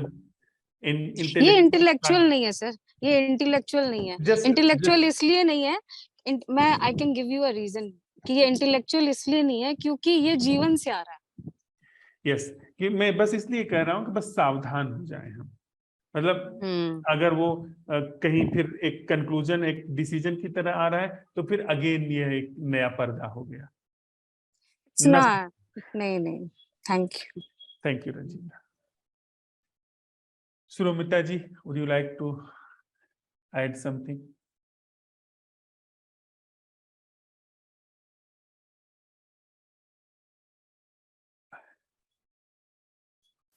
तरुण भाई, हाँ जी जहाँ ये हम बात कर रहे थे सुबह कि बच्चों जैसे देखना अपने निकटतम संबंधों में, जो जिसकी प्रयोग मैंने थोड़ा किया आज, वो खुद को देखना, ये दोनों में ही होश कभी है कभी बेहोशी है, और इक्वल अमाउंट में है। जैसे मैं नहीं देख पाई हूँ कंप्लीटली बच्चों जैसी आंखों से मेरी माँ को या मेरे बहुत करीब के संबंधों को नहीं देख पाई हूँ। मतलब मैं ये नहीं कह सकती कि मैं ये इसमें सक्षम हुई हूँ। और जो सबसे क्लोज है उससे तो मतलब मेरी माँ के साथ तो ये बहुत ही सुंदर प्रयोग है, क्योंकि बिल्कुल वहां पे एकदम शुरू में ही आ जाता है कि there is a certain expectation कि अरे ऐसा क्यों कर रही है, या वो थोड़ा सा, और कभी वही बेहोशी है, या मतलब एक तो डिफरेंस ये बोलूंगी कि अवेयरनेस से जो चीज बहुत ही गंभीर या कॉन्फ्लिक्टिंग हो सकती है, या रिस्पॉन्स या रिएक्शन तो बिल्कुल ही नहीं है, रिस्पॉन्स भी किसी चीज की गलत हो सकती है, वो तो नहीं हुआ है, वो अवेयरनेस की बात है। उसमें और कोई क्या कहते हैं, not a cultivated awareness honestly, नहीं तो पता चल जाता। पर मन के अंदर अब जब जब देखा जाता है तो बिल्कुल ऐसे कई सारे मोमेंट्स दिखे हैं जो बेहोशी के, जो जिसमें वो मैं आ गए हैं, वो डॉटर भी आ गई है, और वो कि वो मदर भी आ गई है। तो इसकी प्रयास रहेगी, और मेरे साथ अभी वो हैं, तो ये मेरे लिए बहुत ही ये शायद मेरे लिए ही बना है, ये एकदम universe has conspired for me. So yeah thank you Suromita जी। और फिर इस प्रश्न के साथ आप रहिए कि माँ को वह देखना क्या है जो बच्चे की नजर से है, जिसे आप माँ कहती हैं। Thank you. तरुण भाई।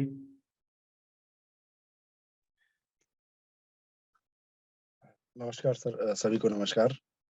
नमस्कार भाई। ओ, आप कार में हैं?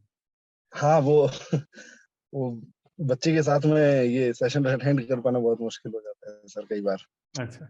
और वो अभी 3-4 दिन छुट्टी थी, तो वो बच्चों वाली बात ही है सर। हम लोग घूमने फिरने भी गए और बहुत सारी चीजें करी। तो अब क्या है, सडनली उसको ये लगने लगा कि हाँ पापा घुमा रहे फिरा रहे, तो पापा उसके फेवरेट हो गए अभी 3 दिन से। तो वो मतलब पूरे समय मेरे साथ ही टंगी हुई रहती है, तो जैसे तैसे पीछे छुड़वा करके आया हुआ है। और सर बच्चों जैसे देखना, सर ये यदा कदा होता है सर, ऐसा नहीं है। जो मैं रंजीता जी की बात से बिल्कुल मतलब ताल्लुक रखूंगा कि यदा कदा ऐसी चीजें हमारे साथ में होती है और बहुत फ्रिक्वेंटली हमको वहां से बाहर भी आ जाना पड़ता है, हमको कहीं ना कहीं एक होल्ड लगाना पड़ता है। और उसका कारण मतलब वो ऐसा नहीं दिखता है कि जो कुटिलता है या फिर हम लोग सौहार्द बना के रखना चाहते हैं, पर कहीं ना कहीं वो एक डिलिमिनेशन करना पड़ता है। और या तो हम वो कर जाते हैं या फिर नहीं करते हैं। नहीं करने पर भी मतलब ऐसा होता है कई बार कि ठीक है, करने के लिए हमारे लिए वो एक प्रेरणा होती है कि कहीं हम ठगे ना जाएं किसी भी तरीके से। जैसा भी मैडम ने बताया कि स्टाफ अगर जा रहा है और मैंने उनको नहीं रोका है, ठीक है, अगर मैं बच्चा होकर के बैठ गया, ठीक है जाओ जो करना है वैसे करो, तो एक वो फीलिंग रहती है कि ठीक अब काम जो है वो रह जाएगा।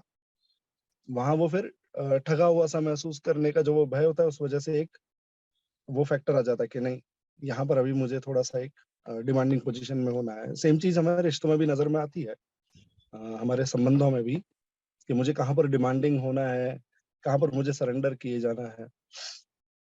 तो वो चीज तो है, लेकिन साथ के साथ ये अगर देखा जाए कि एकदम बच्चे जैसा देखना क्या हो रहा है, वो पकड़ में नहीं आती है वो चीज। जैसे अभी हमारे मित्रों का एक ग्रुप है, उसमें एक फ्रेंड कह रहा था उसके दादाजी बहुत ओल्ड एज में हो गए हैं, तो उनकी याददाश्त काफी कुछ जा चुकी है, और वो एकदम बच्चों जैसे रिएक्ट कर रहे हैं, जैसा वो बता रहा है। आज उन्होंने कोई शब्द पकड़ लिया, टीवी में देखा होगा कहीं, हिपे फुर्रे, तो हिपे फुर्रे, तो वो हर थोड़ी देर बाद उसको रिपीट कर रहे हैं। अब उनको शायद पानी पीना था या कुछ था, उसको मेरे फ्रेंड को बोला कि ये लेकर के आ, उसने पूछा क्या लेके आऊं, उन्होंने बोला हिपे फुर्रे। तो सर वो वहां पर दिख रहा है कि वो एकदम बच्चों जैसा व्यवहार है, पर कहीं ना कहीं ये एक चीज दिखती है कि वो शायद उपयोगी नहीं है वहां पर उनको उस चीज का भान नहीं है। सबसे बड़ी चीज ये है कि उनको इस चीज का एहसास नहीं है कि ये बहुत ही अनुपयोगी चीज उनके शरीर के लिए हो रही है। उनके बॉडी ने डिमांड की है पानी की, और अचानक से कोई और चीज उनको डिस्ट्रैक्ट कर गई है। और सेम यही चीज हमें कई बार हमारे बच्चों, छोटे बच्चों में भी नजर आती है। हमारे साथ में क्या हो रहा है सर, कि सारा कुछ जो विचारों का तामझाम है वो साथ के साथ में जुड़ा हुआ है, लगा हुआ है, और वो सतत बना हुआ है सर। हम उसको चाह करके भी छोड़ नहीं पा रहे हैं। ये एक दिक्कत मतलब मुझे मेरे साथ में एक नजर आती है। और वो चीज या तो फिर वैसा होता है कि ठीक है, हम लोग सौहार्दपूर्ण तरीके से निकल गए आगे, या तो फिर वो एक ठगे जाने वाला ही फैक्टर होता है जो काम कर जाता है कई बार। वो ठगा जाना किसको हो रहा है वो भी नहीं समझ में आता है। तो ये कुछ ऐसा कुछ मतलब अवलोकन रहा आज दिन भर का सर। तरुण भाई, बच्चे जैसे देखने में और हमारे इस प्रश्न में एक बुनियादी फर्क है। वो फर्क है अवेयरनेस का। अवेयरनेस के साथ बच्चे के साथ निर्दोष देखना, वो जब है तो फिर वो जब जैसी जरूरत होगी वैसा उसको दिखेगा, क्योंकि सारे डाटाज उपलब्ध हैं वहां पर। जैसे यह सारी सूचना संकलित है कि मेरा जो कलीग है, जो मेरे एम्प्लॉयज हैं, वे अपना काम पूरा करके नहीं जा रहे हैं, तो वो बच्चे जैसे देखने में बहुत स्पष्ट जैसा दिखेगा। वहां पर तो अगर रोका जा रहा है तो इसका मतलब है कि हम बच्चे नहीं रहे। रोका जा रहा है का मतलब कि मैं अपने को रोक रहा हूं, नहीं नहीं मुझे तो बच्चे जैसा रहना है, इसको कुछ नहीं बोलना है, तो फिर ये बुजुर्ग जैसा हो गया। बच्चे जैसे होने में तो जो चीज सामने है, डाटा उपलब्ध है, उसका तुरंत एक्शन होगा, उसका अवेयरनेस में एक्शन होगा। हाँ, यह बात अलग है कि वह चीज हुई और होने के बाद उसकी कोई तस्वीर नहीं बनी, उसके बारे में निर्णय नहीं ले लिया गया कि ये नालायक है। कल वो आएगा फिर फ्रेश बच्चे की नजर जैसे उससे व्यवहार होगा। उस समय की अगर कोई अव्यवस्था होती है, वो फिर दोबारा दुर्व्यवहार करता है, तो दोबारा उससे बिल्कुल नए तरीके से हम व्यवहार करेंगे, हम उससे आचरण करेंगे।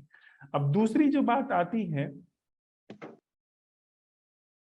कि एक तो निर्दोषिता और जागरण, इससे जीवन चल रहा है। दूसरा, हम निर्णय लेते हैं, उससे जीवन चल रहा है।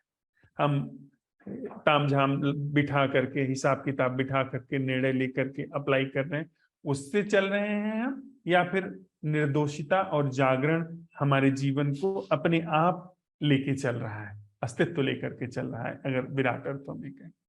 ये दोनों तथ्य हमारे सामने।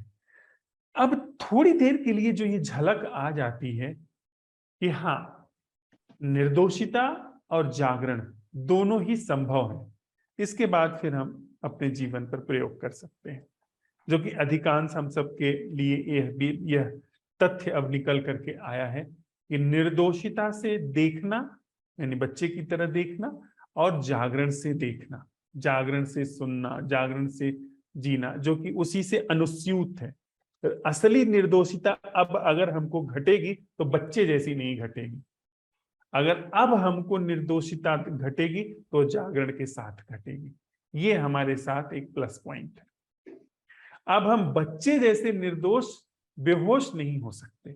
बच्चे जैसा, जो बच्चा निर्दोष तो होता है पर अनकॉन्शियस होता है, बेहोश होता है, उसको पता भी नहीं होता। हमारे अंदर अगर यह निर्दोषिता जगह ले रही है, अवेयरनेस के साथ जगह लेगी। इसके साथ कैसे यह निर्दोषिता, यह जागरण हमारे जीवन में और अवसर पाता जाए, उसके लिए हम थोड़े प्रयोग कर सकते हैं। जैसे एक अहोभाव का, धन्यवाद का, साधुवाद का, वहां ठहरे, क्योंकि मन तो चारों तरफ से कब्जा जमाने की कोशिश कर रहा है, लेकिन वह जब चीज घट गई, निर्दोषिता और जागरण, तो वहां पर थोड़ा सा थम जाए, थोड़ा उस चीज को जगह लेने दें, अवसर लेने दें, और साधुवाद, धन्यवाद के भाव से, एक सेलिब्रेशन के भाव से, चाहे वो 2-3 सेकंड का ही हो, उतनी देर के लिए वहां पर भर जाए। अगर उतनी देर के लिए साधुवाद और धन्यवाद के भाव से हम वहां पर भर जाते हैं, तो फिर चीज आसान हो गई। सर, ये जो ठहरने वाली बात आप कह रहे हैं अभी जी, वो कई बार मतलब जो हम कहते हैं कि एफर्टलेसली होना चाहिए, वो हो नहीं पाता कई बार, और अगर हो भी रहा है तो फिर ठीक है, समझ में नहीं आती वो चीज ना। और हाँ, ये बात मैं आपकी समझ पाया कि विथ एफर्ट भी इसमें अगर हमको रहना पड़े तो कोई हर्ज नहीं। एफर्ट वहां पर घातक है जहां पर नैसर्गिक रूप से जागरण है। जब हम जागरण को एफर्ट के आधार पर अपने जीवन में लाने की कोशिश करते हैं, तो फिर वहां पर एफर्ट जो है वो बनावटी चीज को हमारे जीवन में लेके आता है, वो तनाव निर्मित कर देता है, वो हमारे चित्त में एक भीषण तनाव निर्मित, क्योंकि हम एफर्ट कर रहे हैं कि हमें होश में रहना है, मुझे जाग करके रहना है, ये एक कृत्रिम जागरण। लेकिन कोई जागरण नैसर्गिक रूप से वहां पर उपस्थित है, और उसके लिए हम बस जैसे हैं वैसे ईंधन का काम कर रहे हैं, बस उसमें वस्तुतः कहें कि हम बस रास्ता दे देते हैं। जागरण को, हम जागरण को नहीं कर रहे हैं, पर जागरण के लिए अवसर जुटा दे रहे हैं। देखिए तरुण भाई, एक चीज और बड़ी महत्वपूर्ण इसमें हमारे सामने आ रही है कि यदि नैसर्गिक रूप से जागरण घटित हो रहा है, तो आप पाएंगे कि एक सहज कृतज्ञता भी वहां जन्म ले लेती है, क्योंकि हमने अपने जीवन में जितनी भी चीजें साधी हैं, बड़े तनाव, बड़े प्रयास से साधी हैं। आज अब कोई ऐसी चीज हमारे जीवन में उभर करके आई है जो प्रसाद स्वरूप है, जिसमें हमने कोई एफर्ट नहीं किया है, जो हमें अकारण मिल रही है, नैसर्गिक जागरण। तो उसके प्रति जो कृतज्ञता सहज रूप से उसके साथ आती है, वह भी नैसर्गिक है। अब उसी कृतज्ञता को हम, अगर हम जागरण को नहीं पकड़ सकते हैं, नैसर्गिक जागरण के साथ से कृतज्ञता को अवसर दे सकते हैं, कृतज्ञता को और थोड़ा स्थान दे सकते हैं, उस कृतज्ञता को थोड़ा सा सेलिब्रेट करने लगे हम लोग, कॉन्शियसली, चॉइसफुली। जागरण नैसर्गिक रूप से हमारे अंदर है, उसी 2-4 सेकंड के अंदर बड़े अहोभाव से भर जाए, वह अहोभाव और भी उस नैसर्गिक जागरण को फैलने का अवसर देता चला जाएगा। आप पाएंगे कि अपने आप आप कृतज्ञ हो रहे हैं, नैसर्गिक जागरण घट रहा है। जीवन के हर कॉन्फ्लिक्ट में, जीवन की हर अव्यवस्था में, बाधा में यह नैसर्गिक जागरण घटित हो रहा है और कृतज्ञता घटित हो रही है नैसर्गिक रूप से। और कृतज्ञता की कला भी आपके अंदर बढ़ती चली जा रही है। सारी चीजें सडनली ये सब अबाउट टर्न हो जाती है। इस चीज को हम लोग थोड़ा सा प्रयोग करते हैं। और आज का हमारा जो प्रश्न है वह है कि जब हम कहते हैं एक, तो कहीं बाहर जैसा लगता है। हमारे अंदर वह जो विद्यमान सहज स्वाभाविक बाल दृष्टि है, उस बाल दृष्टि से जीवन को या खुद को, अपने मन को, अपने शरीर को देखना क्या है। अर्थात उस बाल दृष्टि से जो हमारा देखने का स्वाभाविक गुण है, बाल दृष्टि से उससे स्वयं को अटेंड करना क्या है। इस प्रश्न के साथ हम लोग आज रहते हैं और फिर सुबह की बैठक में इस प्रश्न के साथ जो अवलोकन उभर करके आता है उसके साथ मिलेंगे। सोने से पहले थोड़ी देर के लिए, न 1 घंटा सही तो कम से कम आधा घंटा सही, हम बाकी सारी चीजों से अपने को अलग कर लें और इस प्रश्न को भली भांति अपने अंदर समाहित होने दें। यानी जब हम नींद में जाएं तो इस प्रश्न के साथ जाएं। यह प्रश्न हमारे अचेतन तलों तक काम करता रहे। थोड़ी देर के लिए हम लोग साथ में बैठते हैं, इसके बाद प्रश्न के साथ अब विदा ले लेंगे।